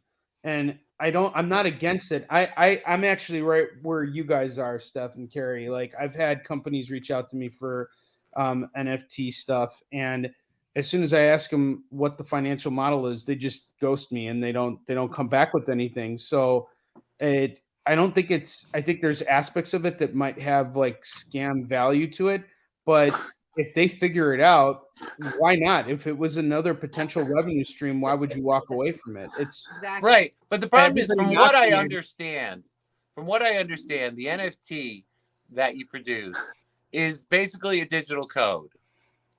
And somebody's going to buy that digital code for its crypto value. So essentially, it doesn't matter what you put up there. Like, you remember the banana with the duct tape on the wall at Art Basel Miami like a year ago or 2 years ago? You can basically put anything up there, and the value of it is based on the notoriety of the work or the artist. And that's the problem. In other words, if I put a picture up there, if Sean puts his comic book up there, or Ben puts his comic book up there, somebody might pay $10 for that or $50 for that. But we're not going to get $7 million because we're not Banksy and we're not some of these names that are in the industry. But here's the thing that people don't understand. When I go and buy Sean Barber's comic book NFT, I'm buying a digital code that the market is saying is worth $50. All I'm getting is the digital code.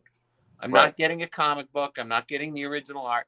So all these people that are trading in art, it's just a way of trading virtual digital code back and forth and giving denominations to those digital codes. So a Banksy artwork NFT is something I can say I own, but the reason I own it is because it has a digital currency value of $1 million. Not because there's any value to the art itself, but there's a $1 million Bitcoin value to the digital code that came with that artwork. So unless your artwork is going to generate that kind of dollar amount, it's not going to help. What I love so much about what you're saying, Steph, is you're approaching it the right way. Like, this is how we think as creators. And because we're wearing all those hats. Not only are we creating the work, we actually have to go out there and sell it and promote and market and do all these other things. And if, it sort of reminds me of Blade. If you guys remember that, when, how was, you see that scene where he was taking gold off the informant guy, and, the girl's like, "What are you doing?" And she, Blade's like, "How do you think we fund this operation?" You got to be willing to do some things that that other people may not see as necessarily, I wouldn't say ethical, but like, maybe not necessarily legitimate. Not legitimate. That's not the word I'm looking for. Or like, well, what we're doing is basically illegitimate already, right? We're not following the standard path. No, we're not. We've decided people make comics. It's like we look at Marvel, we're like thousands of people. There's an editing team, there's an art team, there's a writing team, there's a publishing team, and it's like millions of dollars being pumped out to put this issue out every month. And we're like, I could do that. Like, it's kind of arrogant, right? But we figure out a way. Yeah. Yeah. And it is. But you know what? Like, aside from anybody can do it, but anybody can do it. It comes with 6 markers and stickers. But on the NFT front, like the way I kind of understand it is essentially like everybody has a copy of the Mona Lisa in their house, but there's only one Mona Lisa. So that's kind of the premise behind an NFT. My problem is, you guys watch Rick and Morty? Yeah. You know the episode where he goes inside the power source for his ship, and it's like a civilization that's powering his ship. And like as he's explaining how it works, he's like, "This is just slavery with extra steps." I kind of feel like NFTs is just like selling your art with extra steps. It doesn't seem like it actually is a market. Like it almost feels like it would be almost like if someone sold me a blank piece of paper and said, "Just give it a week." So that's why I don't think it's selling your art with extra steps. I think it's actually investing with extra steps. It's like, oh yeah, you want to invest? Create art, and then turn it into this thing that's not a thing, and then sell it. And you're like, or I could just sell something else that's already there. Like, and like you said, or I could just make something. Is, if you buy Ben's comic book as an NFT, for whatever reason, the market determines that it is worth $20, probably because you bought it for $20. Yeah. So you buy it for $20. You're telling the Bitcoin market that it's worth $20. So now you own a digital code that is worth $20. Well, how stable is that? What if it's not? You know what I mean? Like in other words, it's kind of like the art market, but you don't physically own something. You only have a digital code to something. It's the same thing without all the shipping and handling. That digital code's value has been determined by a market that's changing constantly. And in the end, you're not going to be owning an Andy Warhol. You're not going to be able to have something on your wall that may one day get value again. The digital value that you have for the code you have could change, and you've got nothing. So, and to me, sorry, go ahead. No, I just don't know if you're a big artist, go for it, because you're going to get something from NFTs if you're a big enough name artist. But I guess you got to be bigger to really, like, she'll be looking out for it and seeing a way in. But until you can make more than, say, $20 or $50 off an NFT, I can make more just selling the original drawing to somebody. Well, I think the way that NFT is going to work or the way it does work is that the more times it changes hands, the more money you make. So if if I buy it for $20 and I sell it for Steph for $30, you make money on that difference. So I bet your Marvel wants a piece of that. Somebody else has two people have to buy your art. This is the problem with it, is so much of it is speculation. None of it is fact. Almost all of it is speculation. If NFTs are meant to work, then we shouldn't. I mean, look, we're sitting here trying to figure out how they work. That's the problem with why they're not working for us. If it was just a clear outline, it's like Kickstarter. Why are we using Kickstarter? We're using Kickstarter because it's very clear how it works. You go on there, you promote your stuff, people give you money, you actually produce the product, you send it to them, they're happy, and then they come back for the second time. That is an understandable business model.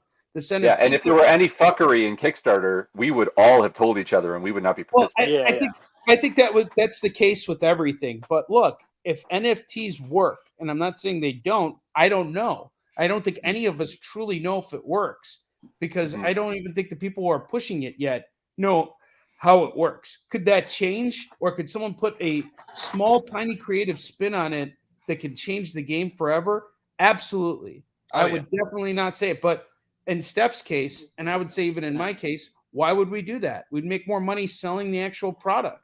Why would we want to sell off a non-existent version of that product? Yeah. Yeah. Well, and for me, the next level to that is I liken it to the secondary comic market. So if I sell a Steph Wilson cover of Belial and it goes out there, and then somebody else is able to resell it and double their money, I don't see anything from that. I don't make anything. Katrina was saying in the comments, she used Belial #1 as a tip to the pizza guy.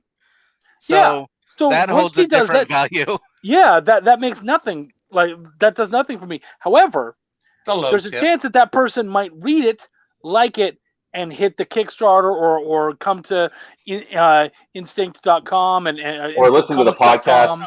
Listen to the podcast, any number of things. So they could find us somehow. But in an NFT, and please excuse my ignorance, but like, are they reading it? Well, and that guy that I was following, and like I said, I started to look into NFTs. He's on Instagram, and he'll post a picture and he's telling you where to go to get his NFT for that artwork. I'm like, you just posted a picture of it that anybody could screenshot and list, and that's the other part, is the fraud.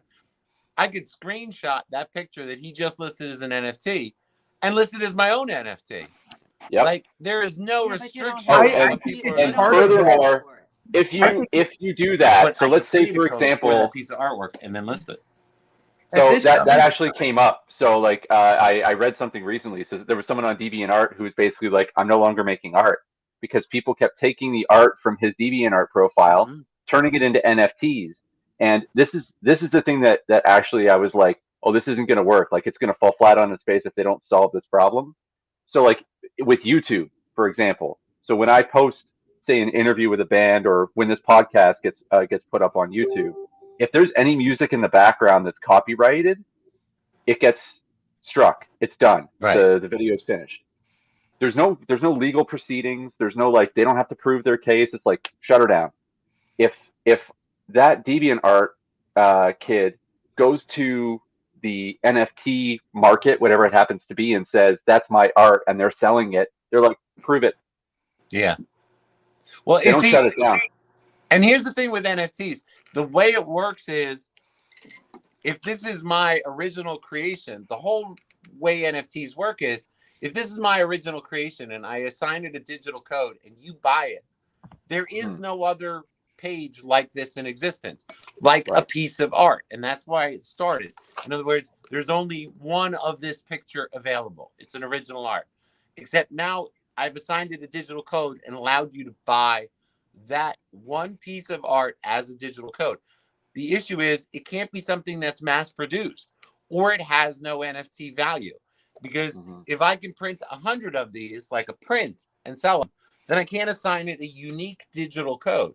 And so that's the whole thing, is people are going in there, grabbing images, fraudulently putting them up there and assigning a digital code. So I think there's not enough controls on the NFT market to prevent duplication. Because I could go in there and buy Sean Barber's comic for $50, and then it'll turn out that it's a copy of somebody else's book.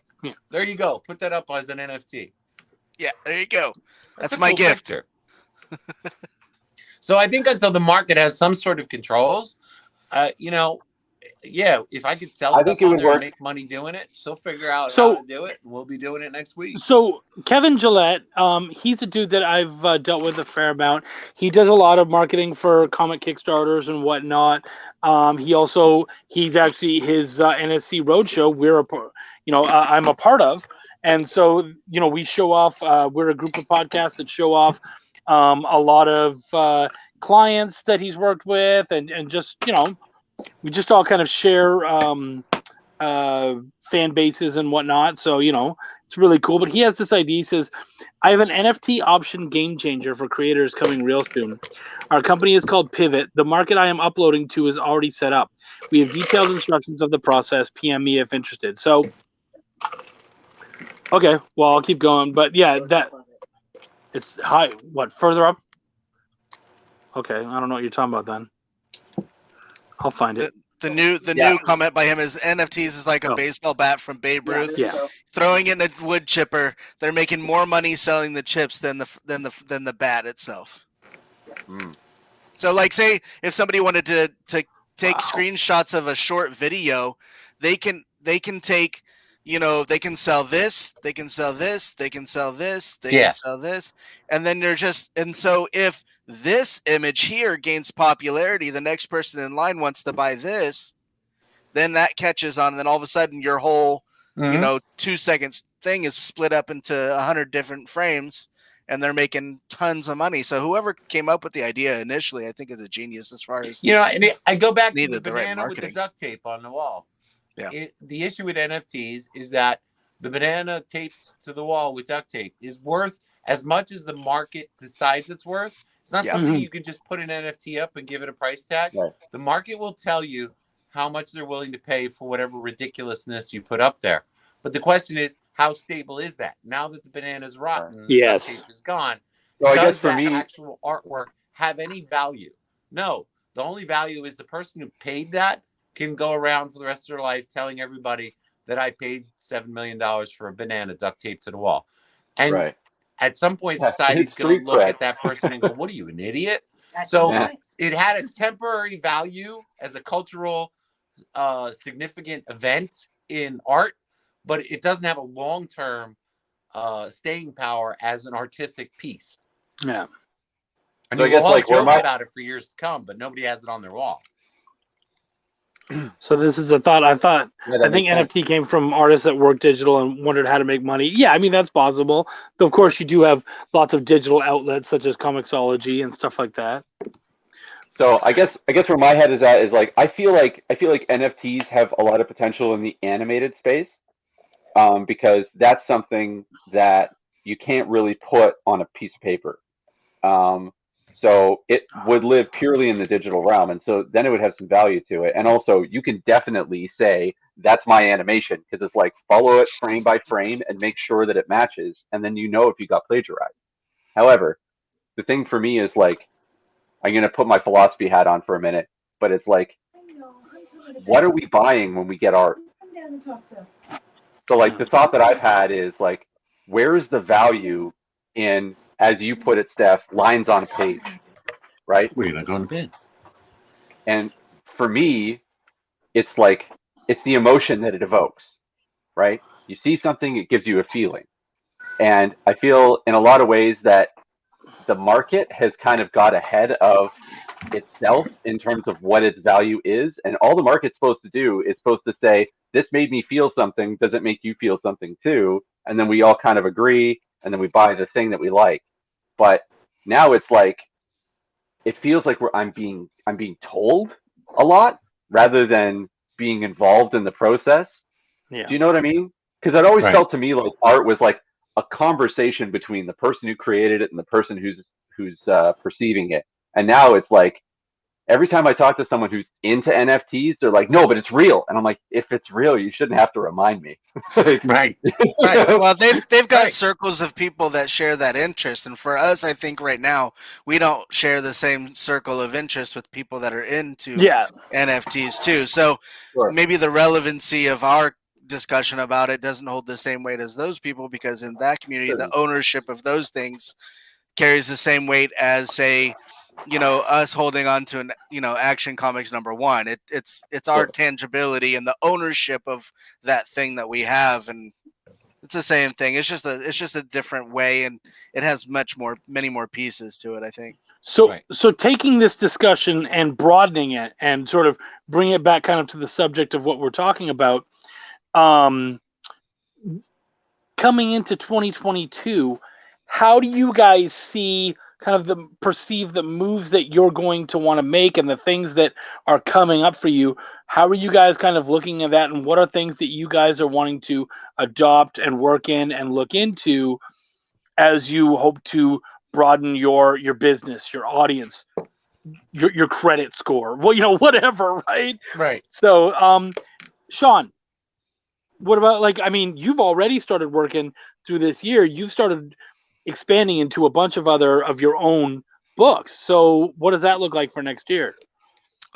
So if all the working pieces come together the way I'd like them to, it looks like I'll have a lot. I was hoping to build this year in the hopes that, the rollout for conventions and stuff would start picking back up, and to get things for myself to have on a table that carried my name on it. And as somebody that was doing like inking and stuff, I found that a harder thing to share that kind of, I guess, volume of work, because it takes so much more time to do that than, say, some of the editing or some of the writing and stuff like that. So I took and dipped my hand into some of those other cookie jars to see if let me take a crack at writing a story and see how that turns out, get some feedback and develop that skill set. So maybe I can use that.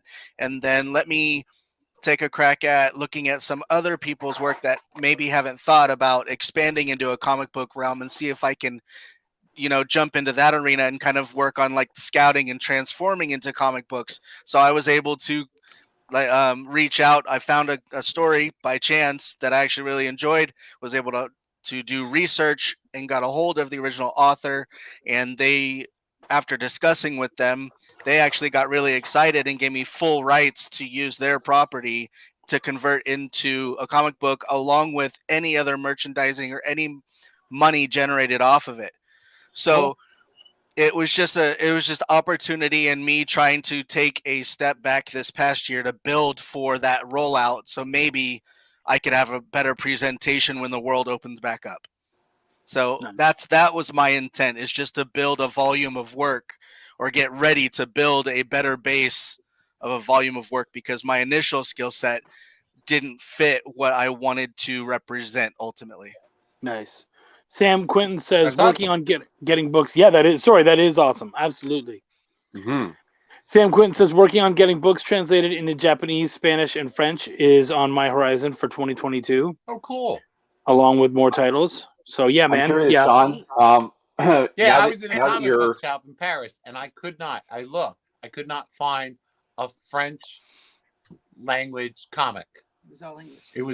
They were selling all Really? English, American, English books. And I was like, man, that sucks. That's the whole reason I go into a comic shop in Paris, is to find some crazy French comic too. There's a really good one called Requiem. It's a vampire comic book that's all in French, and you can get the French one for $10, but to get it in English, it's like $125 right now. It's disgusting. Yeah, no, I just wanted a French comic book from a French comic book shop. Doesn't Milo Manera's work, which I think would very much suit your enjoyment, isn't that all in French? Yeah, but they didn't have anything in this shop. I mean, I guess That's it was bullshit. just like a tourist kind of shop, or they specialize in American books. Yeah, I went to a few comic shops when I was in Paris, and a couple of them were like just basically standard trades, and there was a couple that were a little more hole in the wallish, and they had a little more diversity to them. But I would love to get like on the main script, some old Like French I went into a toy Tintin store or something there, like a that. toy shop, and it was all Asterix and Obelix and all kinds of cool European toys. Oh, there you go. Beautiful. That is gorgeous. That's gorgeous. Wow. That is. I'm a fan of that. That was the perfect page to open it to, actually. Wow. Yeah. This looks really good. Where can I get a copy of that? Sorry, I can't hear you, man. You're muted. We're losing your audio. You lose my audio? Yeah. No, sorry, Sean. You can find it online pretty easy. It's just you got to make sure that you're looking at the right one. The one that's a lower cost is probably going to be like, I don't know if you guys can see, but it is in French. Right. Yeah. Oh, I can't really, but yeah, I trust you. Yeah. Who's the publisher on this? Let's see. This is Nickel right here. It is such an amazing looking book. Yeah. I think it was serialized in Heavy Metal magazine, wasn't it? I think so. Yeah, originally. But yeah, it has to do, like, it's absolutely insane. Yeah. So anyway. That's cool, man. Speaking of the indie space, like we forget, like a lot of our heroes kind of started in that space too. Alan Moore and Neil Gaiman cut their teeth at 2000 AD. Right. Yeah. So yeah, I love seeing that kind of thing happen. Yep. Yeah, I love seeing that kind of shit happen where it starts as like, just like 4 pages in a magazine and turns into that. Yeah. So cool. So Henri, for next year, What do you got planned? building off of what I talked to Sean. What do you have planned? What how do you think you're going to expand, and what are you kind of your aims? So at this point, I'm kind of looking to transition and dial back on the amount of conventions I do. As much as I love the convention scene, I think it's really reserved for specific events that I think are really going to further my agenda. What I really want to focus on is building up my online presence as much as possible. So I'm actually trying to spread my eggs out as much as I can, and rather I'm going to start working with Pop Shop Live, and I'm looking into another app called Whatnot. But I want to start selling through them too, because it's a different method of selling, but it's something that's important creatively. Chuck, we're going to be I'm pushing to get my next book, War Lion, out next year, and Chuck is the editor on it. So hopefully we'll finally have a chance to kickstart that. And my next issue of Yi Sun Shin is definitely going to be coming out next year, finally. So I got 2 Kickstarters planned next year, lots of reprinting, and just trying to build off of what I've been doing. I'm still very new to the game as a dealer, so there's a lot of stuff I have to learn, and I just hoping to continue to learn from my contemporaries and from all you guys. You guys are all my contemporaries, so to learn from you guys and to get better at what I do. Yeah, man. No, absolutely. And War Lion, dude, I mean, if you guys check out the art and honestly the story, I get phone calls from Henri, and he'll be like, so I'm not really happy with this now that we made these changes. And I'm like, okay, so what's up? And it might sound like he's being bitchy about it, but no, he's just like, nah, man, I'm not fully satisfied with this. I'd really like to work on it. And he and I will just sit there. We'll fucking go back and forth for like half an hour more, just fucking riffing. And I mean, I remember standing out in front of our Airbnb having a smoke with them, and we just started talking about War Lion, and all of a sudden we were like, I mean, we've had conversations moving into, stuff way beyond what we're working on now. It's like, okay, cool. War Lion, is that, it's not another one of those Korean Admiral stories, is it? I mean, it's just all over the place. There's no Korean people involved in this book, unless we lions either. Unless we hire someone to do a variant cover. But no, War Lion is it's kind of like, I don't even know how to pitch it, Chuck. I don't even know what to say yet. It's weird. Ask the pitch master. He'll take care of it. Yeah, right. You know what? It's funny. I got I was given a book, one of my comps when I was in Seattle. I was given them Saturday night, so I only had Sunday to sell them. So I'm giving the books on Saturday. It was my buddy Braden Cox's Sever. He passes me the books and he goes, "Yeah, sell these." And he gave me like, it was, I had bought some, so he technically gave me like 18 copies, but like 3 of them were mine because I bought several of. He was giving me all of the different variants and whatnot too, and I bought them. So I had like, I think 10 or so of the regular copies, and then 5 of the variants. So I put them up there, and I thought about it, and I'm like, what's a really good pitch for this particular show? And so when people came by, I'd be like, okay, cool. This is Sever. It's an LGBTQ horror romance about a high school rock band's drummer who comes back from the dead. And dude, that thing fucking flew. Really? I sold all of the regular copies, and then at that point I was like, all I've got is variants, and I can't sell people the variants at the high price because they don't have access to the regular. So I ended up doing so well that now I kind of have to sell them at normal price, which isn't a big deal, but it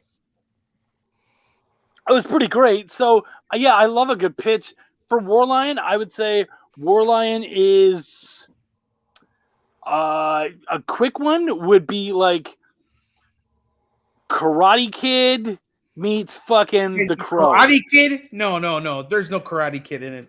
Really? I don't know. I you know, it's hard for me because I have to actually have the finished book in my hand, and I have to be thrown into the pits, and I have to be given X amount of time to sell it. And then that's how I got to be thrown into the lines. And that's how I come up with my pitches. With Yusun Shin, it was me literally seeing what happened to the book. I went and took it to my local comic shop, and you know, they put it out there. And by putting it out there, it meant that it was in the way back of the shop where no one ever frickin' goes. So I knew that if I wanted the frickin' book to sell, I had to physically go in there, grab a copy, and put it in the hands of everybody who was walking in and out of the shop who'd hear my pitch. And I started developing a pitch. And then I just ironed it out. Now I can nail that pitch in 15 seconds because I've done it so many freaking times. But another thing is I just don't care about rejection. I don't care if someone rejects my book or not.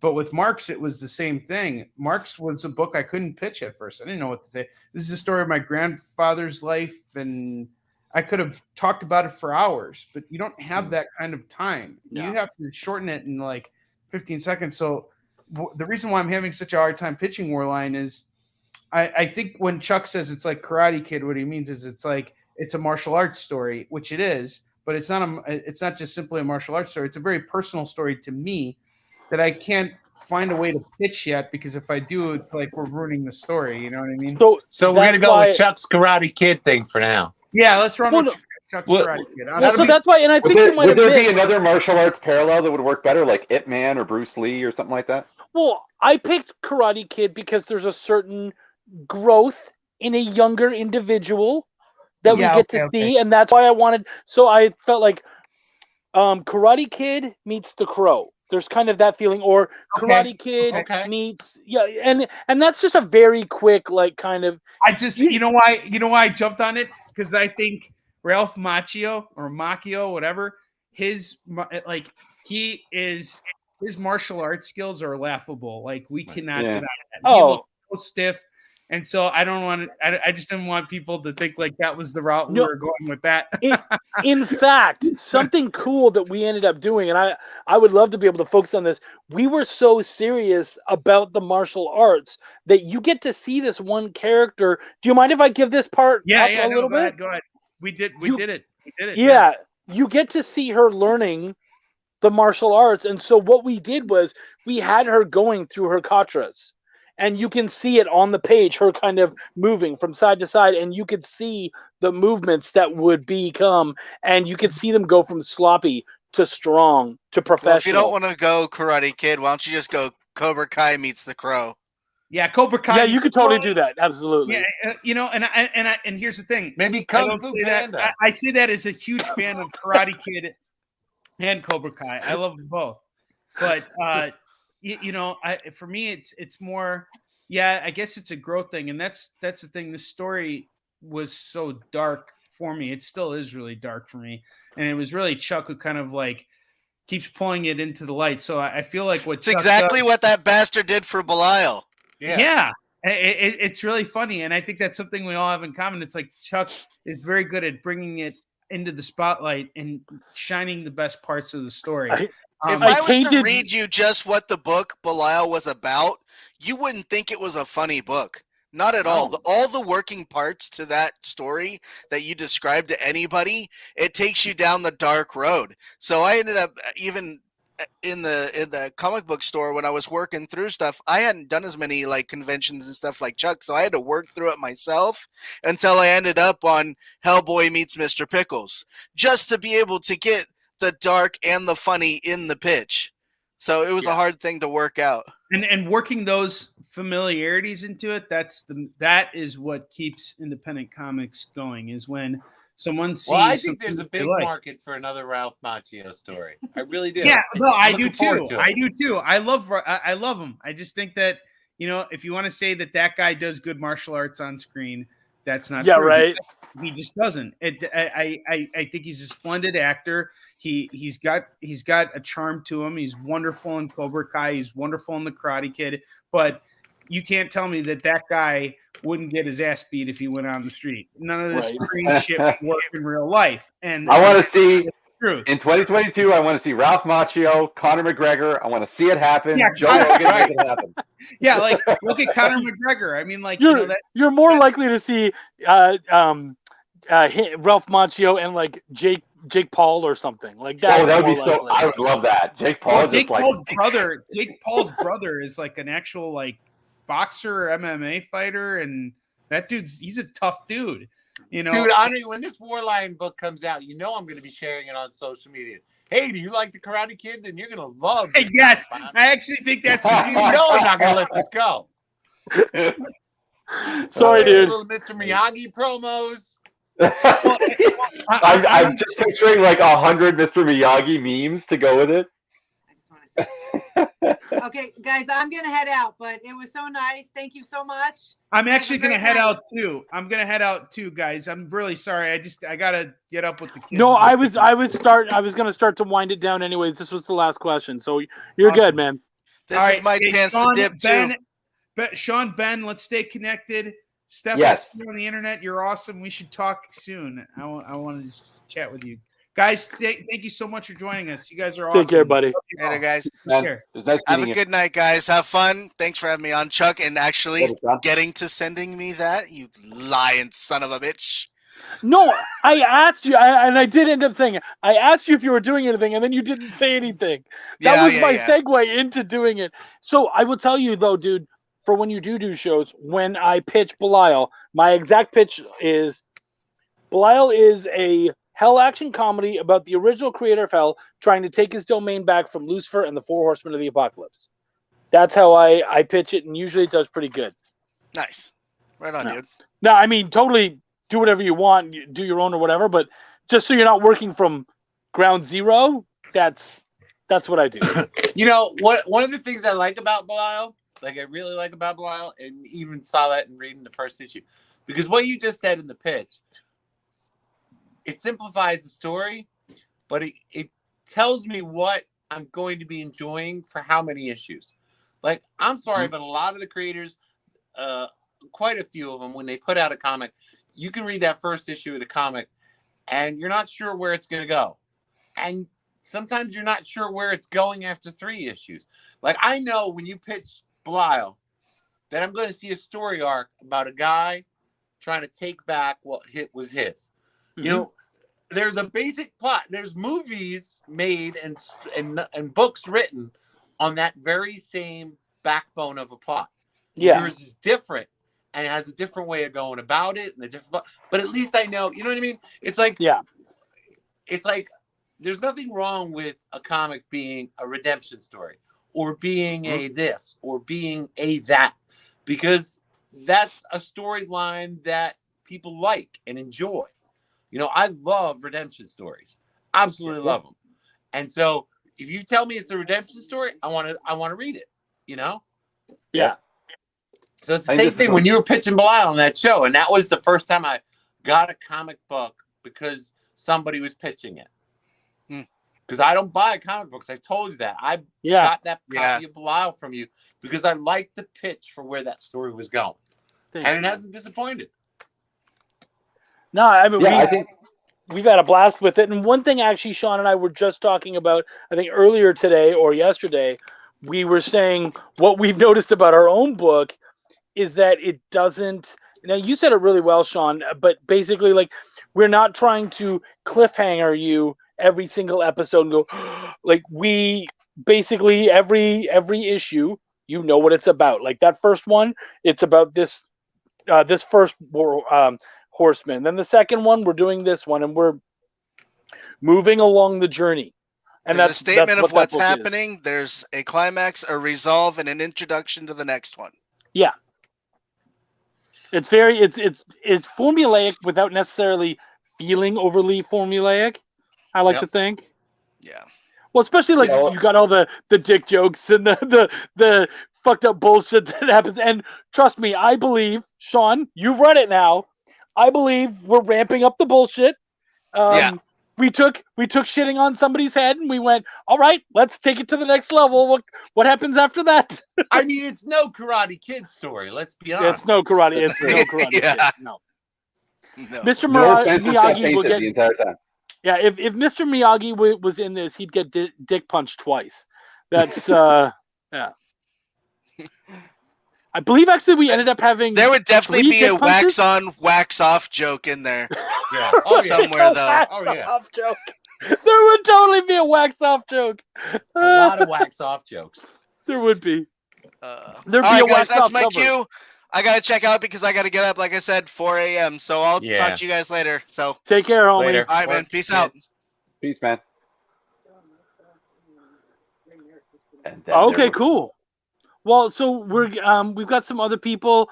William Quinton says I've got 3 titles confirmed for 2022, with more in development. I can't wait to put 47 Furious Tales issue 3 into Henri's hands.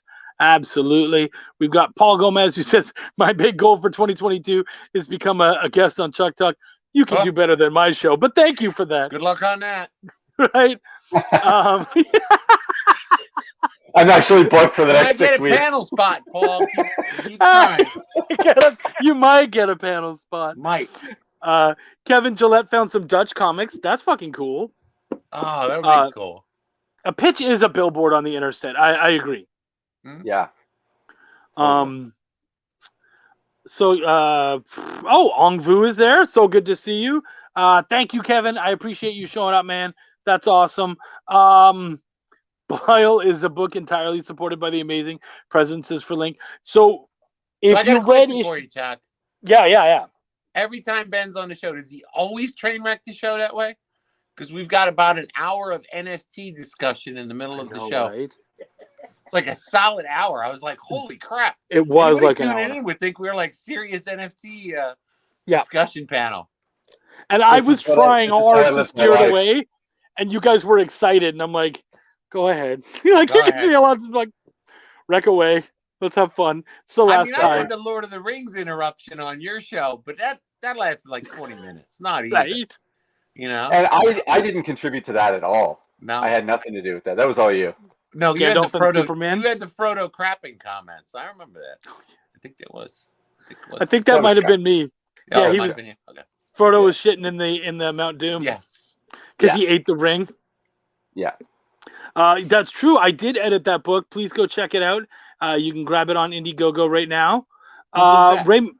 That is Depowered. Oh, okay. So if you check that on Indiegogo right now, that's a really cool book. Oh, that's a lot of fun.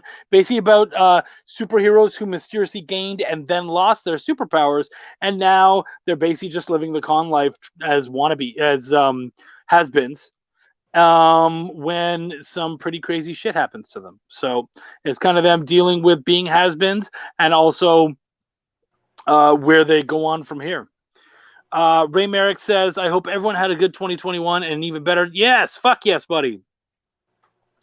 We still partying? We're still here at least. Oh yeah, no problem, buddy. So Steph, what about you? Yeah, 2020. I mean, dude, you got that new, great, big, huge circle. I mean, I know. Oh, I'll show it to you, but it's buried. No, when we came out with our Halloween book this year, it overlapped. It overlapped the art book we were currently working on, but we wanted to come out with the Halloween book for Halloween. And what it did was it forced Carrie and I to go back to the office, which we actually have a business office, so we got to use it. And to plan out and schedule our releases around other creators' releases and around our own works so that we don't have that collision of books in the middle. And what it forced us to do was come up with a schedule. And one of the things we did was with our art books, we used to do 72 pages, which is a heavy shipping weight. And we tossed things back and forth. And like any good business manager, she made a decision. And we're going to do more smaller art books. So where we did 3 72-page art books last year, we'll probably do 5 40-page art books. And then that'll give us the space also to put the Halloween book in where it has to be. She wants to do a Christmas book, etc. So for us, 2022 is about retooling the operations side of it to make it less random and more planned. You know what I mean? Like, we were just kind of winging it last year, and things lined up, and that was great. But this year, it literally is, I stopped drawing this on this date, and I begin drawing this on that date. Like the Halloween book, I've already drawn a quarter of the pictures for the Halloween book because I need to get that work out of the way so that she has time to color it. So yeah, for us, it's just been back-end operations, really back-end operations. Yeah, no, I feel you there. You should see better released and more timely released content from us in the next year. Nice. I'm so excited to. I'm probably this time around. I'm gonna basically pitch you a couple of fun moments that happen in Belial 3, and then you can just be like, "Ooh, that sounds like fun. We're gonna do something with that." Fun. So my ultimate bucket list is to get on a Ben Cook comic, but that's that's dude. That is also my dream. Time first, Josh. That's my dream too. For real. No, I really I want you to do a variant cover for Apex. I just want to make sure that it's the right issue, to be honest with you. Oh no, I just want to do one that's better than Belial. That's all. No. Well, I mean, the subject matter, it's not quite as comedic. So we've got the subject matter for it. Right. Yeah. But either way, man, dude, that's fucking fantastic. I love the idea because you're already doing really cool shit. So you're like, how do I streamline that? How do I make that work for me and with me? So that release dates would line up and there'd be breaks where we needed them to be, so that we weren't bumping into other projects. Our projects were kind of haphazard this past year. They did well, but they were haphazard. So we're just planning everything better. Yeah. Katrina had said she had said earlier she wanted to solve her housing crisis, do her first show, write, kickstart, publish 2 books, and get back to full-time editing. Good. That's good stuff. Someone who has been very quiet this whole time, Wendy Gale. I know that she has a couple things coming. I'd love to hear what she has. Yeah, let's hear. Right. Well, I haven't been talking because we can't have our mics on at the same time. So it really makes things this is difficult. your chance. Yeah, right. Tell us everything about how bad Chuck is to live with. Speak up you now. know he can still hear us. Just because he's not talking. What do I got coming on this year? Well, my first book, my first full book should be finished soonish. Got 4 pages left, waiting for the art and the cover. I made the mistake of bringing up the cover to my artist, and he seemed to get all gung-ho about that. So now he's working on the cover instead of doing the other 4 pages. But my hope is that gets him excited to finish it all up. So we'll see how that goes. Then I did, this year, 2021, I had my first short story published in the collective, what was it called now? The comic book, no, not was it? The Collective Initiative. There you go. So I have my first story published in that. I should have my first book out. I'm hoping to kickstart it in May, beginning of May. Oh, cool. I'm also, Ben knows this. I'm a prose writer at heart. It's what I enjoy. It's what I feel like I'm best at. So I decided I'm going to do companion pieces to my comic books, which will be novella, somewhere around 100 pages. And it will be basically the story in the comic, but from the main character's point of view, kind of like a journal sort of thing. Okay. So we get an insight into, how they feel about what they're feeling as they go through this story, and some more kind of fleshing out the story a bit more. Because I find for me, the hardest part about telling a story in a comic is I can't tell as much of the story as I would like to. Totally agree. I mean, because like comics are like, 20, 32 pages, 40 pages if you're lucky. Yeah. I always found even the bigger books, especially in the fantasy genres and stuff like that, they had these great addendums in the back. Like I could keep reading. I'm like, oh, wait, there's a glossary. Oh, wait, there's an appendix about this. Oh, there's an appendix about, like, I can keep reading. This is awesome. Yeah. So in a comic book, how are you supposed to fit all that in? I would love there to be appendix options or add-on options like prose to some comics, because I'd like to read. I get it. You can't describe all the characters' motivations and feelings in freaking panels. So give me a story at the end. Give me a little story about the character or something. That's awesome. Well, so this isn't going to be, it's not going to be part of the comic. It's not going to be included in the comic. So that's why I'm calling it a companion piece. So people will have the option of just getting the comic if that's all they're interested in. They can just get the book if they want to, because the story will, for the most part, will be in the book. Right. Or they can get both together. So they can very quickly read through the comic, see the nice art and everything, awesome.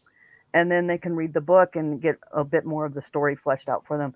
I am including in each of the comic books that I'm doing 1 page of prose writing, and it's going to be, again, kind of from the main character's point of view and how they are mentally dealing with this particular situation that we just saw on the previous page, basically. And it's going to be at the end of the book. Cool. So there'll be that 1 page. So I'm working on the novella right now. I've got 24 pages done. So do I. And then Chuck and I are working on something that's a little different for the two of us. We're working on a Karate Kid story. A sci-fi sexy book, I guess. I don't know how else to describe it, but it's sci-fi. It'll have some humor in there. Mr. Prude? I know a guy who does sexy covers. Prude? We did it talking just like for the Barbarella covers. Sexy? Yeah, it was actual sexy. Oh, sexy sci-fi girls are the best. Right after Cave Girls. So we got that in the works. That's still in the planning stages. We do have an artist that we're working with. Very, very awesome guy, Lau Tor. He's also Canadian. And he does that type of art, and he wanted to collaborate with some people to work on a book together. So this is going to be a collaborative effort between the 3 of us. And he's having say in the story and the ideas and stuff. And we're in that stage right now where we're kind of going over what we want the book to be and that kind of thing. Figuring out your safe words, your boundaries. I get it. Yeah. So there's that. Looks like we may be able to get that out this coming year, most likely. What else? Yeah, I mean that's all I know for sure that's coming. I'm a fly by the seat of the pants, so this is something I do kind of in my spare time, which right now I have a fair bit of. So I just kind of do what I have time for. Yeah. Who invades Wonderland? Oh, yeah, that's right. So I did. We're doing a new Cthulhu book this year. Amazing! Travis Gibb, of course, heading that project up through his Orange Comb Productions. So I forget how many stories we're going to have. I don't know if I've heard exactly, but it's going to be 140-something page book, I believe is what he said. And I do have a story in that, and that'll be coming out this year. Nice. And that's it. And I should be. Cool. My second issue script has been done for a year and a half, so hopefully that one gets started. We start getting work done on that one shortly after the first one comes out. Cool beans. I can't wait to see this Fairy Tales. I'm not gonna lie. I've been waiting such a long time to see this story come to life.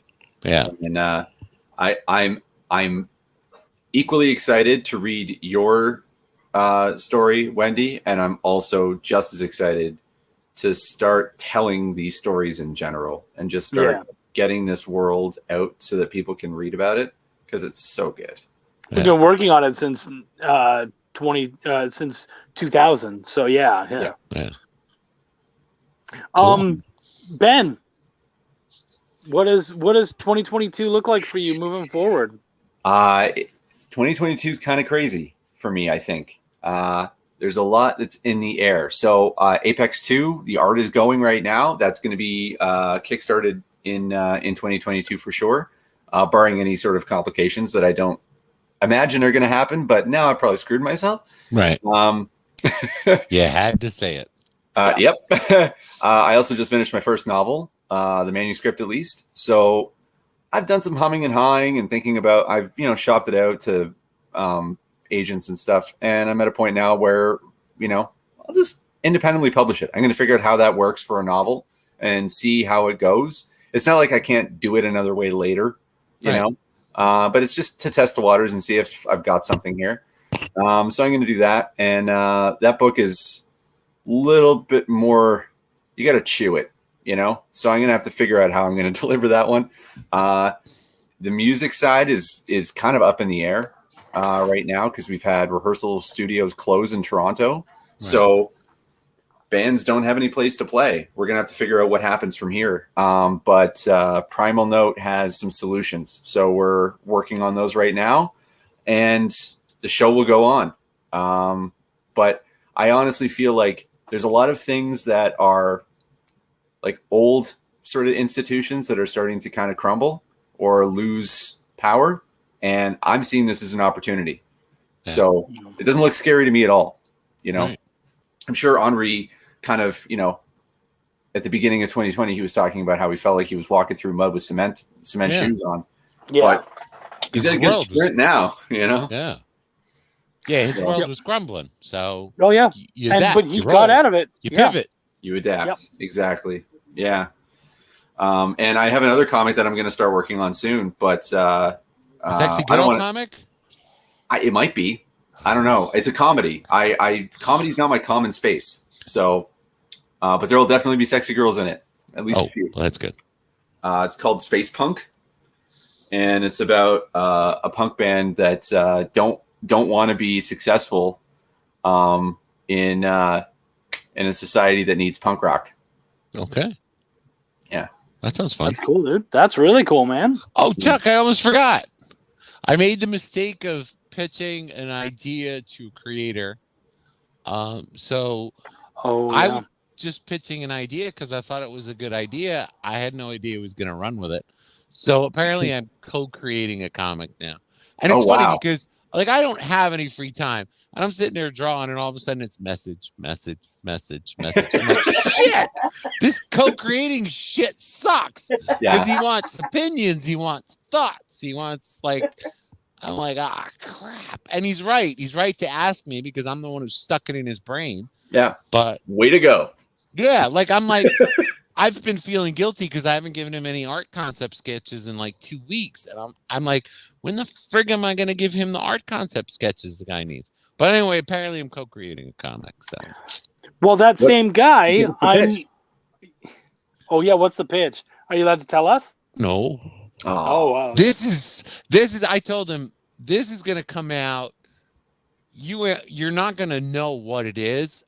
Practically, I mean, if I didn't have to put it on Kickstarter, if we didn't have to put it on Kickstarter, you wouldn't know what it is till you bought it. That's how. In other words, this is going to be pure sizzle cell right up until the freaking day the Kickstarter launches. Yeah. You're going to have to. The idea is to market this in a way that people are going to want this so bad. And I told him there's not going to be we're not going to do any pre-Kickstarter notify me launch crap. No, you want to know what this is? You got to open that freaking Kickstarter page up on the day it launches. And so, yeah, it's going to be real mystery and secretive until that point. Cool. Wow. Yeah. Wow. Okay. That's interesting. But yeah, I'm sure you're probably working with him. So you might even know what it is. I am working with him. Not on that. Oh, but okay. I'm working on he's doing some more stuff from his other stuff, BGD. Right. So you may end up working on this. It's still concept stage right now. Okay, yeah. That'd be neat. I'd be down for it for sure. But yeah, he's doing short stories, and I got to write a short story with the art being done by the legendary April Reyna. So wow. Dude, yeah. So for me, and actually before we talk about me, let's talk about now because he put this up and he has so much cool shit going on. Congratulations, dude. Oh, Larry? Yeah. Yeah. 2022 for me is now will be Outbreak 1. Now will be the trade paperback. Exciting Comics in shops January 5th. Niobe / Ninja High School crossover with Ben Dunn. Now will be Holiday one shot. And now will be freak. Can we get the abridged version? Right? Son of a bitch. Yeah, where's your pitch? Yeah, where's the pitch? Turn this into an NFT. Niobe is basically Karate Kid. There She's you go. doing it all. See? Gabriel, they're already working on the film, and she's going to be played by Ralph Macchio. So Ralph Macchio. Thank you very much, Gabriel. We really appreciate it. We love that you're checking this stuff out. There's all sorts of cool shit going on. Sexy girl comics for the win, absolutely. Mm-hmm. Welcome to Comic Steph. Oh yeah, see, he's saying Steph will actually have stuff between the pages. I know, right? I'm just concept arting it, man. That's it. I'm trying to take at least. I'm trying to take as low of a role as I can on this thing. Because the more invested I'm in it, the more work I'm gonna have to do on it. So yeah, I feel you. And I come from a management background where it's like if I could delegate something, I delegate it. Like I don't want to do shit. One day I said that I was like I was standing there and I'm talking to one of my one of the field executives, and I was like, as a manager, I don't actually do anything. And he was like, what do you mean? And I'm like, well, it's not the manager's job to actually do anything, just to make sure everything gets done. So if I'm working and working hard, I'm doing something wrong. That's right. Because I'm not supposed to do anything. And he was so offended by that. But I'm like, so it's the same thing. Like, I don't want to co-create a comic because it sounds like work. It is. Yeah. The irony is making sure that you can get stuff done is the hardest job. I know. I was going to say I was in the wrong management field then because I did everything. Yeah. Nope. You're supposed to just make sure it gets done. Not according to the job description. No, yeah, it depends on the company. Fuck retail. Mm-hmm. Yeah, exactly. Fuck all retail. And now he says, Larry says, I get messages like 3 a.m. Yeah, dude, that's my life, man. I literally go to sleep and then wake up, and I usually have at least 5 to 6 messages from different people. Like, so that I can go to sleep. There you go. So that's how that. Yeah, because I usually do. I wake up and I'm like, why is there no sound on this fucking thing? Mm-hmm. So I can sleep. Show no mercy, indeed. So for me, next year's pretty cool. I'm not allowed to talk about it yet, but Chucky gets to add another really fucking amazing badge. I've hinted at it, but I have a comic company that we all kind of grew up with, and really something fucking amazing. And a piece that I edited is going through them, so I'm really excited to be able to. Oh, really? So yeah. Not like that photocopy certificate you got for Comic of the Year or something like that. Whatever the heck that thing is. I can tell you quietly. You saw the whiteout around Belial. Yeah, right. I'll tell you. And it looked like it was made like with a Cricut machine or something like that. It was like embellished with a stamping set or something. I don't know. Congratulations on that, by the way. Thank you, dude. Thank you. Even over Xmas, I was still streaming. Still, yeah, dude. You gotta. That's what we're doing here. Yeah, man. I got that. This year is gonna be a writing year for me. Belial 3 coming out. I have tons of short stories coming out for things like Cthulhu Invades Wonderland. I did a couple pieces in there. I did the Caterpillar, and I did Alice, which I'm really excited about. So I get to work with some amazing artists like Chris Madd and whatnot. I also have some stuff. I'm not even sure how much of it I can talk about. Obviously, I have stuff happening with Dustin Brunell. I have stuff happening with Wendy Steen Shaner. We did that great Luna piece, which you were a part of as well, right? Yep. Luna. I can't wait till you read ours. Ours is cute as fuck. Yeah. Oh, cool. I'm really excited. Writing a kid's piece was a lot of fun for me. Yeah. I got to play with the cuteness. It was a lot of fun. So we got that going on. Of course, more Essence House. So we should have the second book, Children of the Essence, should be out this year in 2022. And then more, lots more editing, lots more writing, hoping, because I think Mike Bankson might still be out there, hoping to get the next Welcome to the Void out there, and just tons of stuff. So yeah, we've got a lot of shit happening, and I'm just really excited. I think this year's going to be really good for me as a writer, to be able to remind people, yeah, I don't just do the editing, man. I do other stuff too, and this is what I do. So I'm really excited for that too, because it means in 2023 we can be like, okay, just go back to editing. We're kind of yeah, exactly. We're done. Yeah, exactly. That's right. And we did both help with. I just think if the music scene is in such an uproar, why aren't there more Ben Cook comics out there right now? I mean, what the frick are you doing with your time? Yeah, well, I'm working on it. Pivot. Now it's you got a to cash flow pivot. issue because I got to pay for art. Oh. Yeah, right. Yeah, but that's you got to pivot. If there's no music, you got to be writing comics. Yeah, I am. I absolutely am. I'm working on Apex 3 right now. I'm working on I'm the novel too, right? So, yeah, it never stops. It never stops, honestly. But and I actually just joined another band. Yeah, you just joined another band? Yeah. Yeah, well, I'm gonna try it out, see how it goes. Christian metal band. What's that? Christian metal band. The ones that open That's for right, you. Christian metal band. Christian metal Ralph band. Macchio. You might have heard of him. He's in a couple movies. See, I pay attention to Chuck's shows. I remember the Christian metal band that opened for you. Yeah, I'll play for I don't even pay attention to my shows. That says a lot about you. He said all he was left was the sound guy. Yeah, they all left after the Christian metal band. Yeah. Yeah. So. That's right. I do remember that. The Christian metal band was one of the best ones at the show. Actually. Yeah, Queen's Palace, right? It was the Cathedral. Yeah. Okay. Yeah. Okay. So yeah, guys, thank you so much for coming out. I appreciate it, everybody. We're gonna keep up with this thing in 2022. Steph started shit. We're gonna keep going, and Steph has bitched so much that we're gonna have to have him on another show, talk about more of his stuff. So expect more Steph, more bullshit, more shop talk. Yeah, I'd love a real interview show, and if you want to do it, whatever. Not this little side corner thing over here. Squeeze me in if you can. This was a fun show. This was a fun show because Ben is freaking hilarious. You had Henri on, who's just amazing. Yourself, Wendy. This is a great show. This is one of my favorite panel shows, literally freaking ever. Amazing. Everybody on here is so freaking cool. I agree. Thank you, buddy. I agree. Right. Like if you had invited Larry on here, man, that would have just taken the show down. Right? Oh God, yeah. Oh, I'm not saying shit. Crash land. Just kidding, Larry. Love you. Look at this dick, eh? Larry, don't let him. Someday Steph will drop by. Just kidding, Larry. I love you. All right. Anyways, now that we've dug that grave, thank you guys so much for coming out. We really appreciate it. And as always, my name is Chuck. I give a fuck. I'll see you fuckers next year.